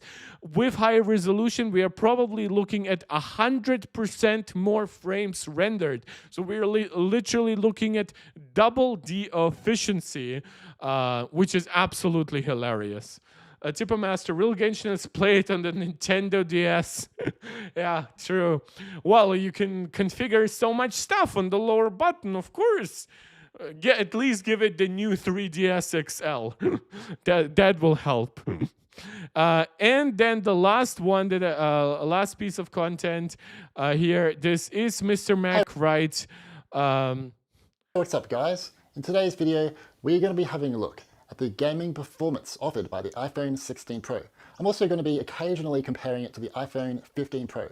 This unfortunately is not the Max model, it's just the Pro, but I still think it's going to be a fair comparison. Anyway, enjoy the video. Please note, I have used the metal performance HUD in this video. Please see my tutorial video in the description. I wanted to give a shout out to him doing great also tutorials for stuff like if you actually want to understand like performance really well, like the metal performance HUD overlay, which is like official from Apple, is really great. They introduced it along like their bigger push for gaming on Mac and iOS, and it takes some workarounds to bring it onto iOS by default, but it's not too difficult. And if you really want to do some great testing by yourselves and maybe share that data with me so I have more data for future streams, that's a cool solution on how to set up the HUD on your device too.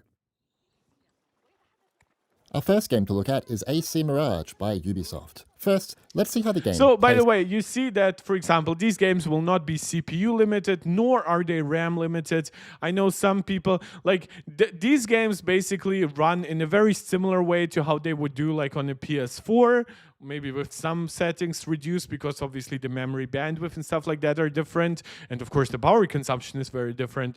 But the iPhone gives you 8 gigs of RAM.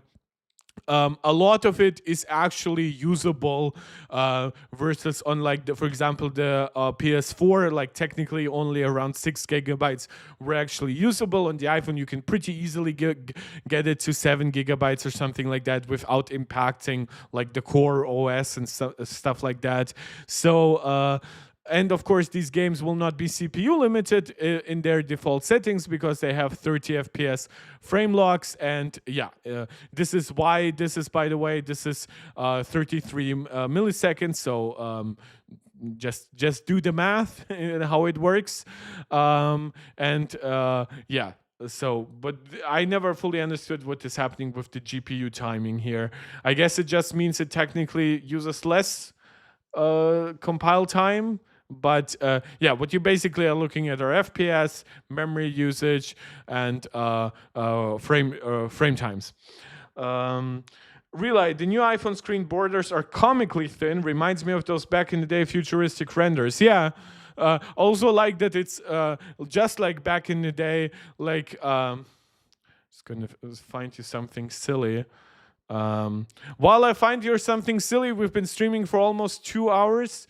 So last shout out to do the YouTube jazz before we then in half an hour wrap up the stream.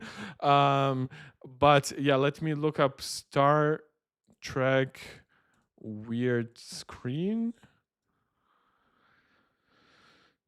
No, that's the new Star Trek. Star Trek TOS. Okay, those are normal screens very much. Of course, you have stuff like rounded edges, right? So that's indicative of newer devices. Like their real screen was actually like a true like TV, like almost like 16 by 9 almost. But where is the it's in the cage where they had like those TVs with like really bizarre like imperfections in them. Weird screen, the cage. Was it in that episode? Yeah, so it's with these guys. If you want to look it up, they had like very weird screens where it looked like they were like beaten in half or some shit like that.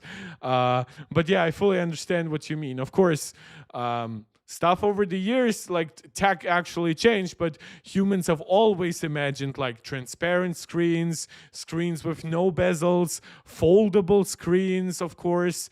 So just brief shout out to Star Trek here. Yeah, unfortunately I couldn't find it. So let's get back here. Is at high graphics quality here. The resolution is always 1398 by 645 with 3.0 times scaling and 30 FPS on iPhone 16 Pro Max, regardless of the graphics by the way, quality you I've seen choose. some tests where people run like a PC emulator and run some of those games like Resident Evil on like Android devices through an emulator, and then they tell you, look, it runs at double the frame rate of the iPhone. There are a couple of problems. First, it's an emulator, so the compatibility will actually be pretty questionable. Second, especially for anything DX12 or up, so maybe DX11 will be mostly fine. Then actual frame rates are for some reason completely bugged in those emulators. So people said that it was running like GTA 5 at like 120 FPS or something like that, and in reality it was like 30 or 40. And then of course frame rates are not the same as frame times. As I said, stable frame times is where visual stability comes from for us. So even like a perfectly locked 30 FPS, if it actually is a mix of like 16 milliseconds to like 60 millisecond jumps, always up and down, maybe with VSync settings, maybe it's just an improperly configured like engine, and that is what you're seeing a lot in those emulators, like those PC emulators that you now get on Android, because obviously Apple now allowed emulators for older systems to come to iOS, and Android people needed something new to flex on Apple, so they started to talk about PC emulators as if those are fully functional on Android, which is of course delusional, because we don't even yet have a fully functional PS4 emulator on PC, despite both of those being like AMD x86 architecture and stuff like that. But apparently it's super easy to like replicate the performance of like a 1060, 1070 with a Snapdragon 8 Gen 3. That is completely delusional. That is false data. But it is still very funny to see. The good news is that most scenes are now able to maintain 30 FPS with good frame pacing. It's 30 FPS at the start of the game in Anbar Town. Syncing with towers is fine. One thing that, of course, this test is unfortunately missing is the ability to test thermals from that. I would have loved to see if the 15 Pro started maybe throttling at some point, but it wouldn't be a perfect comparison because obviously we're talking a Pro versus a Pro Max. So maybe down the road we can get a comparison like that. Using the bird in the sky in Habia is locked to 30. Which again, this is Exploring what Habia, this game it's 30. plays like on a PS4. Cutscenes appear to have no issues. Servants, prepare a glass of date juice on ice and serve it with a plate of honeyed bread and pomegranates. Oh, that sounds And good. riding on a horse through wilderness region is fine. However, during combat, the FPS can drop a little, but it's absolutely nowhere near as game-breaking as the iPhone 15 Pro. The game is also using around 5 GB of RAM at high graphics.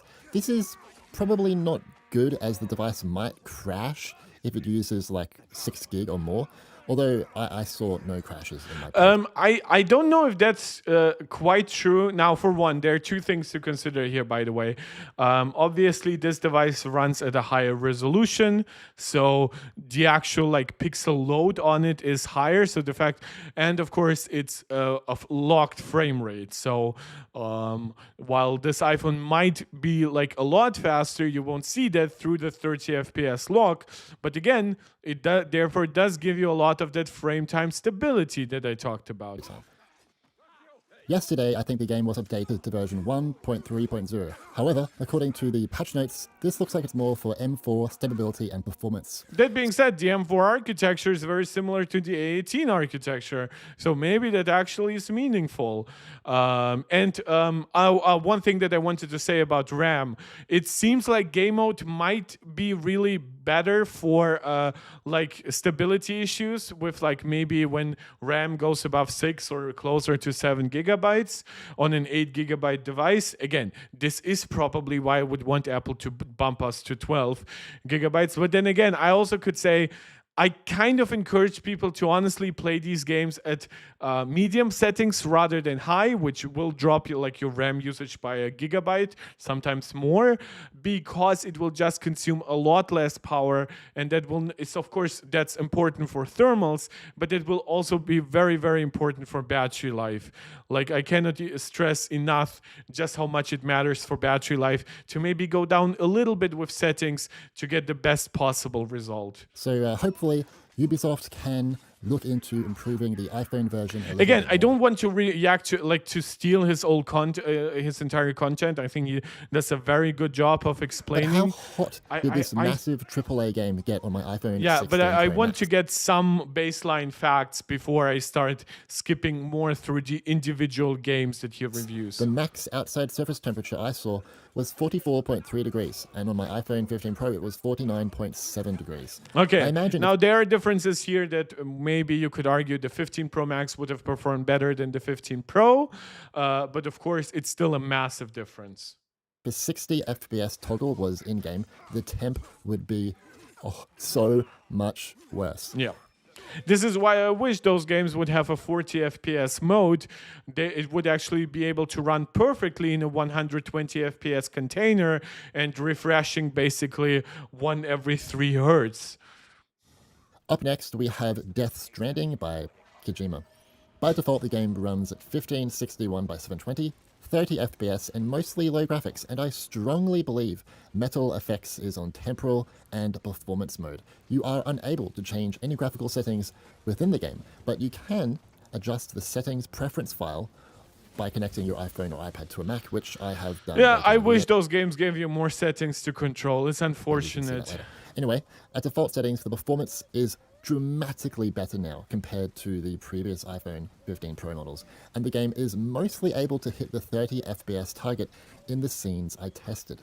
Fantastic. Walking from Way Station west of Capital Knot City to Distribution Center west of Capital Knot City is locked to 30, for example. Sometimes there are random stutters, but without access to the HUD, you're not going to Probably some loading between areas. During BT encounters, the FPS can drop a little down to like 27 FPS, but it's not terrible. Does that fit into VRR iPhone developer to detect promotion VR on iOS? This one looks blurry. Yeah, it will look much better on a smaller screen. This also does use temporal upscaling. This is weird though. One thing that I haven't yet seen enough of is people giving us Metal FX AI-based upscaling, right? Which we have seen from a game like Genshin Impact works a lot better than like the old Metal FX upscaling. So it's a bummer that it didn't come. So this is 13 to 13 Pro Max. I'm not sure if that has improved, but yeah, there is no VRR between just like by 1 hertz, as far as I know here. Its LTPS OLED seems to not be quite as good here. I'm not even sure if that, or it might have just changed with newer devices. So that would be very, very interesting. Does ProMotion work like variable refresh rate TV? Yes, it's the same, but developers have to code for it. Okay, well, I'll take the word of r/Mac Gaming. Maybe one day, if maybe one developer joins us in the chat or something like that, we can ask them. Or I'll do a lot more research and go through a lot more Apple developer documentation. The opening cutscene is locked to 30, even towards the end when BTs. Yeah, so you can see here, you have, of course, now more than 10% performance difference, more like 15 or 18%, which would be kind of indicative of the promises that Apple made. That, of course, being said, you still have, when it comes to average FPS, you still have the mathematical issue that you have a frame rate lock. So maybe in some places where this iPhone can give you 30 and not more, and this iPhone could give you potentially 38 or something like that, you won't see that difference because, of course, it's locked to 30. Appear. When compared to adults, it doesn't look very good. Yeah, 60 FPS is simply not possible here in the 20s. It's also impressive that the device only reached 45.1 degrees in this state, while on okay, I don't care too much about 60 FPS modes for games that are clearly too taxing. Here's our RE4. I tested 3 combat scenes. The first one is during chapter the big AAA game. Like, where does he have? Here's RE4 in the comparison between the phones. Let's see. The biggest issue is that on that device, you can see here, like 30 FPS locked, dropping to the 25, 26 range, much more stable. You can see the crazy spikes here. So again, I do not want to steal the entire video from Mr. MacWright. Go to his channel, watch the entire video, leave a like for him, leave a comment, say you came from MarkTech. But I just wanted to show you, this stability is really what matters. Easy FPS, and I put metal effects to quality. At first, the game will hit 60 FPS, and people will go, "Oh my god, it's 60, my life is saved." Calm down. Then suddenly the FPS will drop quite a bit, and again, it would be quite awesome if it had a 40 FPS locked mode, which more and more current-gen console games are actually doing. It's never really a locked 60 FPS, and anyone that says it does is incredibly misleading. I did find it impressive that the outside surface temperature only went up to 38.2 degrees when playing like this. Okay, that's cool. Next, 30 FPS. Well, I believe they have in our e-games unlocked modes, but yeah, you will probably never hit 45 there because of the CPU. Of course, you play them easily on 60 FPS or higher on PS5, but that's an entire different discussion. PS5 uses well over 200 watts. This does use 5 watts. The FPS, which is or throttling. It looks like the quality. The problem with playing at this higher is graphics Resident is Evil that more 7. Memory is used. No, this is it Resident Evil once 8. The game hits 6 GB of memory, it closes for safety. Yeah, so there are same some thing issues happens on sometimes, which again, I would wish that game mode would fully fix that by really freeing up some internal resources. But yeah, these are the kind of games that you have to find ways to really, really limit settings so they don't fully fill up 6 gigabytes or more. But of course, you can also see now, granted, those are different scenes right now. 15 Pro but you can see that this one does go above 30. This one mostly stays below. So there is a solid 10-20% uplift here. Of course, it seems like in Fight, this one is impacted even more with dropping out down to 25. This one is, of course, a over 30 still. So there is definitely a lot of improvement here. I would also suspect that the 17% more memory bandwidth are helping a lot. Yeah, it's unfortunate that the RAM is a little bit of a limitation in games like that. Need to add more jack in the garage. This is Resident Evil 7, a very, very good game. Pretty easy on memory, especially because a lot of it is just happening indoors, so there isn't that much crazy shit happening. These similar results. And yeah, in here you actually do get By the way, at a very high, almost full HD resolution, you're getting 60 FPS. Not only that, but you're actually getting that at a pretty locked 16.67 millisecond rate, which would promise you a very, very stable experience, which is really cool. So boss battle is perfect. Exploring the yard outside, the FPS can drop into the mid-50s. For some reason, this scene is really quite expensive. By the way, guys, for GPU. I feel pretty good. We have quite a few more people watching after 2 hours than I expected. Let me know after, of course, you have done all the liking, sharing, commenting, subscribing that I always tell you to. Let me know, would you like to see me react to something else? Is there some great new material for me to analyze that I might have missed? Or should we just delay it to maybe sometime tomorrow or on Tuesday? Finally, using the flamethrower sees some small dips. Which would result, by the way, in a solid 20% difference here in performance. That being said, of course, never forget that this one is running at... this is running with a frame lock, so this might actually be capable of giving you over 60 FPS. At that point, of course, you're seeing advantages well over 20%. But yeah, it seems like 20% is something that will be a pretty common improvement in actually demanding tasks, which, of course, the fact that we are just going from first gen 3 nanometer to second gen 3 nanometer, just 1 year of architectural improvements. Just last year, Apple introduced mesh shading, dynamic caching, hardware accelerated ray tracing. Of course, hardware accelerated racing does have some adoption issues. It isn't really in a lot of games, unfortunately. But yeah, we have seen that hardware accelerated ray tracing is actually really like it's actually like 2 times faster, just like Apple promised. Unfortunately, that isn't reflected too much in these games. Tippermaster, apparently RE7 sold less than 2,000 copies on iOS. It's cool, but Apple needs to move beyond just porting older PC AAA games to their platform. True, but kind of honestly, with the Switch existing, the Steam Deck existing, just like laptops, of course, being a competition, I doubt that people will really start buying too many games on iOS, like AAA games, and I don't think that the Mac audience is big enough to really like defining that. Wait, AC Shadows is not coming to iOS? I'm pretty sure Apple would have just paid for the port. AC Shadows. Wait, no, AC Shadows is not. Wait, AC Shadows is coming to Mac and iPad. It's not coming to iPhone. Yes, it's too demanding for that. Let's see.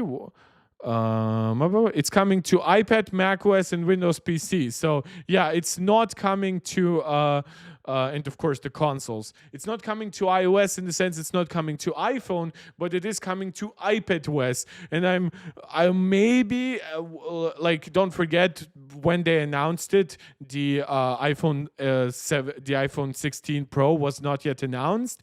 Maybe they'll see the 16 Pro is so much better as the 17 Pro that they make it available still on iOS. There's the guy that made an 8-hour live battery test. Watch that.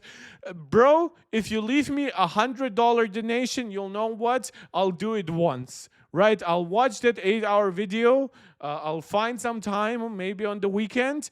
I'll obviously still cover other stuff in the background, but I'll keep that video in picture right next to my face. So if you leave me $100, I'll do that. How about that? I love you guys, but don't get too crazy. When playing at these settings... Hey, we gotta get the fuck out. Pro. When playing at these settings, the outside's really anxious, and I sweat like crazy in my hands, but I tried for you guys. First, we're gonna... I sympathize with that. Visual quality with all other settings on high and an uncapped FPS. The output resolution is always 2144 by 992 and 2.3x scaling. But when you lower the internal resolution, it doesn't show on the HUD. The FPS is weird here as well, in that even though I set it to an uncapped FPS, it will limit itself to 30 during cinematics. Is that Call of and in Duty Battle Mobile Royale or is mode, that it will be 30 Warzone? when you initially arrive in the hell scaling. Playing at these settings, the outside surface temperature in my hands, but I try. I suck at this game. Warzone Mobile. Oh, Warzone Mobile, okay. Let's do it. I suck at this game. It makes me really anxious. Yes, it Why does obviously it ever go struggles above the 60 most. FPS? Why would you like this is again, this is stupid development where if you actually locked it to 60 FPS, you could lower some of the CPU load, you could put all that extra oomph into the GPU, make the frame rate more stable. Again, also like 2144 by 992. This is bullshit on a smartphone screen. Just run it at 720p or something like that. This is beyond 1080p resolution. Why? During big... Honestly, I can't tell any difference between... Yeah, and you can see, by the way, it goes into the 80s, which again, this is what we have also now seen from the Dame Tech testing. But yeah, I just don't know how much that's worth. And again, you can see this is a well-optimized mobile game in the sense that 3 gigabytes of memory usage. and high or peak graphics. By the way, I'm not even actually sure if that is memory allocation and that's actual usage. It might be that, because that's what we sometimes have on PC, where a game will tell you, oh, I'm using 12 gigs of RAM, and you're like, well, I only have an 8 gigabyte GPU, and then you actually look at it, the 12 gigabytes is a theoretical allocation, but it actually ends up using 5 gigabytes. I just can't. Don't get me wrong, it's a great game, it's really fun, but visually this game is nothing too drastic. I mean, yeah, but that's the point. People don't play it for the graphics. Even on PC, they might play that game in settings similar to that. Because they just at that point, by the way, why would you even want any upscaling at the maybe at upscaling quality low, it actually might run it quarter res or something like that, which I'm not even sure is the smartest way to run something like that, which again is not a criticism against him. I'm just doubting the developers here a little bit. What I would say is that obviously this game hasn't been updated yet for A18 Pro. So maybe wait a few weeks and it will work a lot. It will work better, maybe. I mean, it still works over 60 FPS. Can you do a frame, like he says it's an uncapped FPS? Is there a capped mode? Maybe I should try the game out myself, see what settings it has. Fantastic. And it's great to see that the game is able to... That's Alien Isolation, right? 60 FPS mode. Resolution 3AP. I don't know. Yeah. I've Oh my god, noticed, what a thanks to the beautiful metal performance game. side, it now High runs at high recommendation resolutions on you modern play it. devices. First, let's see how the game plays at performance mode. Performance mode runs at 2097 by 969, 60 FPS and slightly lower video settings. Feral's ports are fantastic. Yep. And it's great to see that the game is able to maintain the 60 FPS target most of the time, even after... Which is, by the way, this is the kind of game where you don't even really need 60 FPS. It's a very slow-paced game, like unlike a shooter where with like 60 FPS, maybe with an unlocked FPS mode, especially for some future-proofing. For Alien Isolation, I would really like, for example, a 40 FPS lock mode. Extremely long play sessions. My device got up to 49.7 degrees in this mode, well, for a which 60 is- FPS game, it's such a high it's a bit resolution. hot, but I don't think that when the FPS drops here, Let's see will where you the notice? comparison is.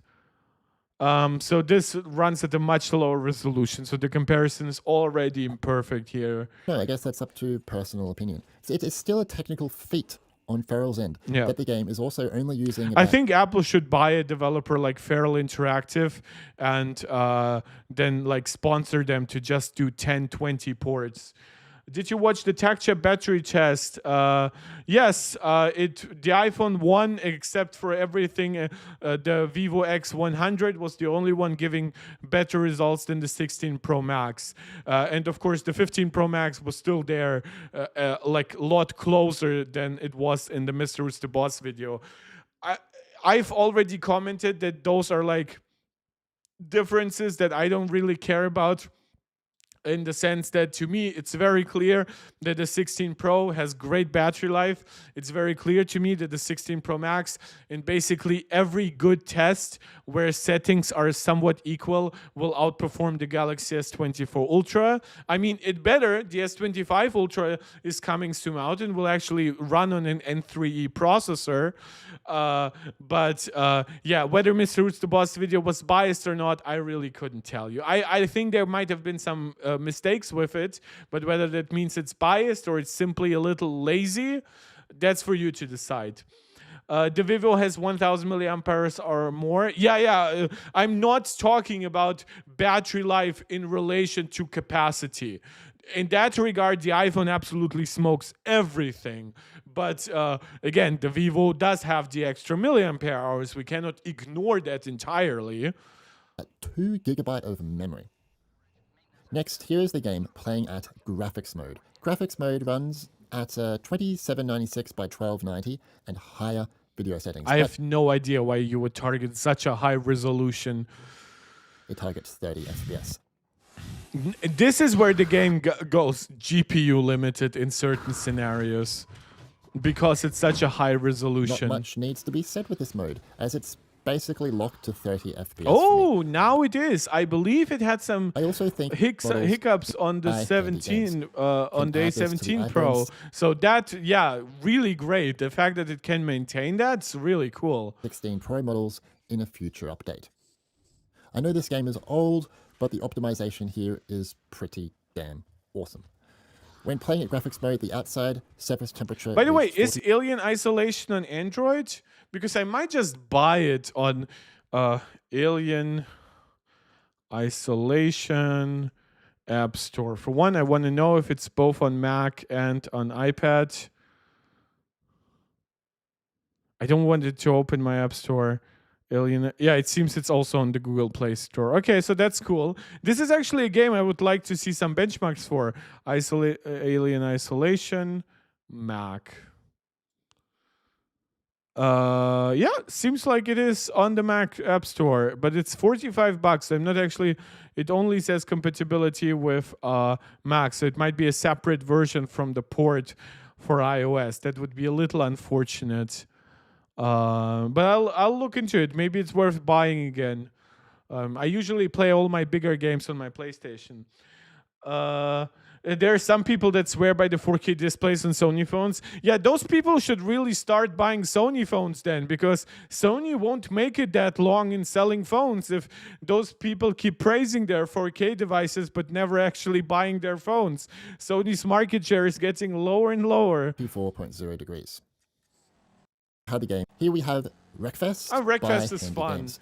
And look, First, we're going I mean, to see how the game less plays than at 2 max gigs settings of RAM. and You max can see, by the FPS way, limit. why Apple Please note isn't on going this super device, the game is aggressive in capped giving at you more 60 RAM. FPS. Of Even course, at down the max road it would be FPS, it must just cool, be a random but bug. it's I'm also not really playing at a necessary. screen scaling Actual of usage high. might be below While a on the HUD, gigabyte. it shows 2796 by 1290. This is the output And resolution. even at the high Handy Games resolution. told me when the game is running at high, 50% screen scaling is applied. So Yeah. it's targeting about 1434 by Which would 660. technically be a Also, when you quarter put of the dynamic resolution, which to is quality, absolutely it actually fine to turns me. off dynamic resolution. I wish games like that really utilized Metal FX AI upscaling rather than just the spatial or temporal upscaling. But maybe Apple will push it more. Like, I mean, it technically came out with A17 Pro. Apple never mentioned it for the M4 chip. So I'm really, really confused which devices actually support it. Maybe they will mention something during the Mac event. That would be cool. If they said, like, look, we have an like M4 Pro, M4 Max. The AI upscaling is so good on it. So much bandwidth. Here they go. You play a game at 1080p, upscale it to 1440p or 4K. Thanks to AI, the upscaling doesn't take up frame time on the GPU, on the shaders, so it's much better now. Maybe, who knows? The Macs need more RAM. iPhones are fine, I think. I think iPhones need 12, the Pro models, and I think Macs need 16. Just for convenience factors and just down the road so that people never have to think about RAM. Because the people who will need more than 16 gigabytes down the road, those people will know about RAM in general. They are the people more likely to buy and devices with more RAM. They are the ones willing to actually spend money money on that. And then on iPhone, I just wish the Pros had 12 gigabytes because there are so many system level tasks that could need a lot of RAM, especially now with AI, but also like as we hit like 348 megapixel cameras, a 24 megapixel front facing camera. Every camera is 4K 120 in a year or so. Maybe that's cool. MetalFX upscaling is only available on A17 Pro. No, MetalFX upscaling is available on a lot of devices, but in its spatial or its temporal component, the AI temporal version is A17 Pro. In games like Star Rail, even though MetalFX supports back to A13, I think, neural engine limitation, making it not worthwhile.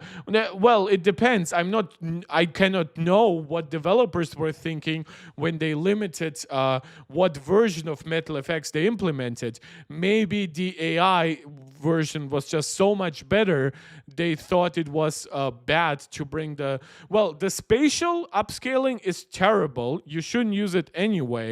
The system level upscaling will work probably better than whatever Apple did with the MetalFX spatial upscaling. But the temporal upscaling is decent, but it needs to have around 1080p as its base resolution, or at least 720p.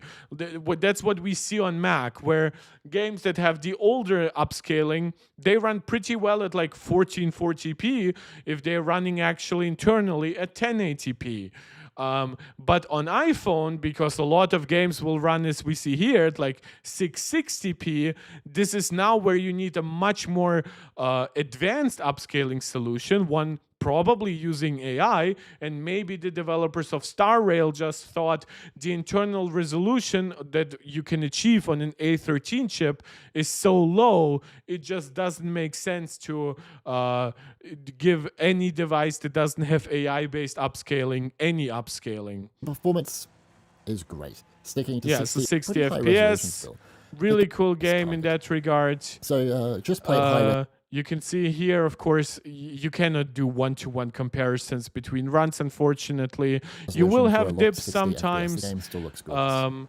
Which ones, of course, here, don't forget, because we are comparing a Pro Max versus a Pro model, you do have, of course, the resolution difference. So these are not one-to-one comparable. Still check out his videos, still tell him he did a very good job, but there are some things here that will be impacted by the choice of devices, unfortunately. Yes, the game still looks gorgeous.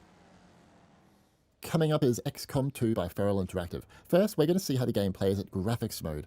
Graphics mode targets higher video settings and is capped at 30 FPS. Yeah, this game, you should probably play it at 30. rating, You really and don't often need goes 60 here the 30 in a FPS strategy target. game like that. It's most apparent when shooting at enemies.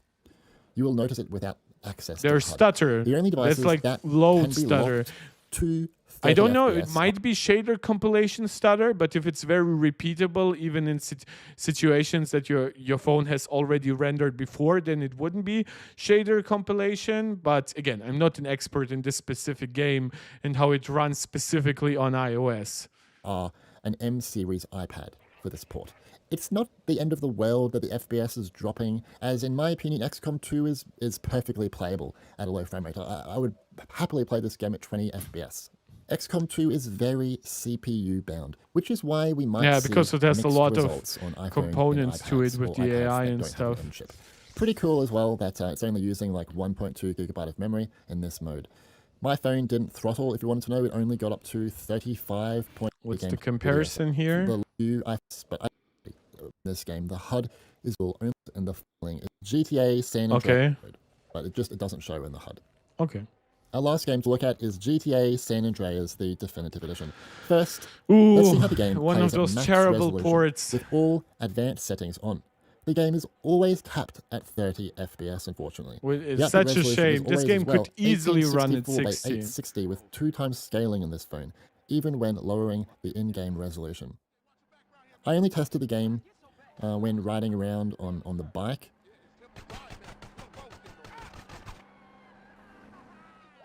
And I also tested... this game looks so ugly. What they've done with the definitive edition really is sinful. Early cutscene. you? At least I got principles. Oh, and I guess that makes you an upstanding American. Carl, tell him. Carl don't tell me shit. As long as he treat her right, disrespect you, and he did. How the hell you resolution possible, and with all advanced settings disabled, the frame pacing issues are still around. Yeah, it's a bad port. You really, it's a bad port on console, bad port on PC.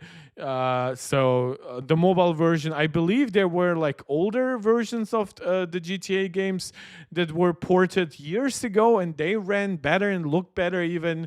But yeah, like what Rockstar did by outsourcing this was really terrible. So thank you to Mr. Mac Wright for obviously aggregating a lot of interesting data. He also gives a nice conclusion about how he still wishes that Apple did more to make Mac and iOS gaming a thing in general. I hope we'll see some of that during the October event.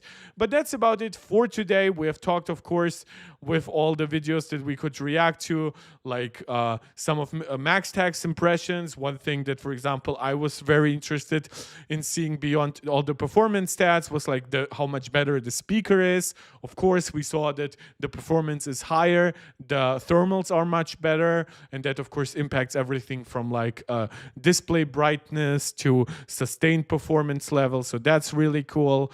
We saw, of course, where the higher efficiency, the better thermals, the much faster CPU lets iPhone just dominate over a device like the Galaxy S24 Ultra and even beat a gaming phone like the A18 Pro in tests like Call of Duty Warzone Mobile, and of course then decimate the S24 Ultra in Genshin Impact. We saw some of the more AAA games that are actually available on iOS thanks to Mr. Mac Wright.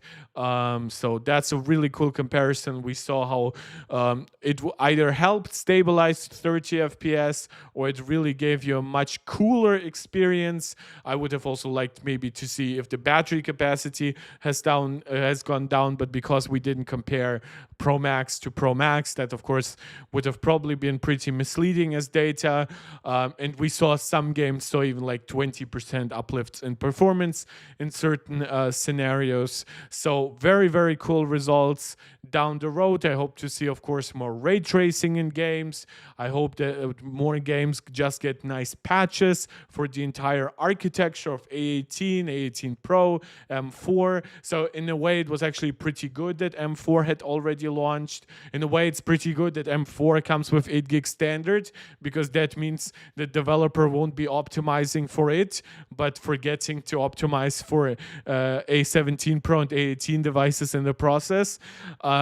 Yeah, of course, we're still missing like AI on the iPhone. We'll see how that impacts stuff like maybe like available system memory. Maybe that will result in a permanent 100, 200, 300 megabytes that are always ready for AI in the background. Who knows? But that's about where we stand for now. It's been now a week since we started getting like reviews and stuff like that. I've been with you basically every day. So that was a lot of fun. This video also turned out to be a little longer than I expected, but it was still really, really informative, really, really fun to be with you. You made it once again a very engaged, very lively conversation. Thank you so much for that. As we are wrapping up, last shout out to do all the YouTube jazz, as I call it. Please subscribe to the channel, like the video if you haven't yet done so, share the video to anybody who you think might enjoy it. Comment, please, after the video is done, because that helps the algorithm in a different way than when you comment during the live stream. And of course, beyond that, please, whenever you catch me live, consider helping the channel with a small donation in the form of a super chat or a super sticker. Shout out to Max Tech, of course, for starting us out today with a €6 donation. You can become a channel member right here on YouTube, just as Max, Maximus, Angelica, and Fizz. They're all MarkTech Pro Max supporters right here on YouTube. Or you can also become a supporter over on Patreon. Feel free to also just join us on Patreon on the free tier. Then it's easier for you to interact with me. If you also want other ways to interact with me beyond just YouTube, there is Twitter, which I link also on this channel. Yeah, that's it for today. Thank you so much for joining. Thanks for helping me collect collect all that data, analyze all that data, and I'll see you next time. Let me know what you would like to see me cover next then, because now the data, the content is getting a little thin. We are now in the prelude to waiting for the October event, the official release of iOS 18.1 and Apple AI. So the next 2-3 weeks might not be, of course, as hot as this week quite was, but I think we made the best out of it. Thank you so much for tuning in. I'll see you guys next time. This is Mark Tech tuning out.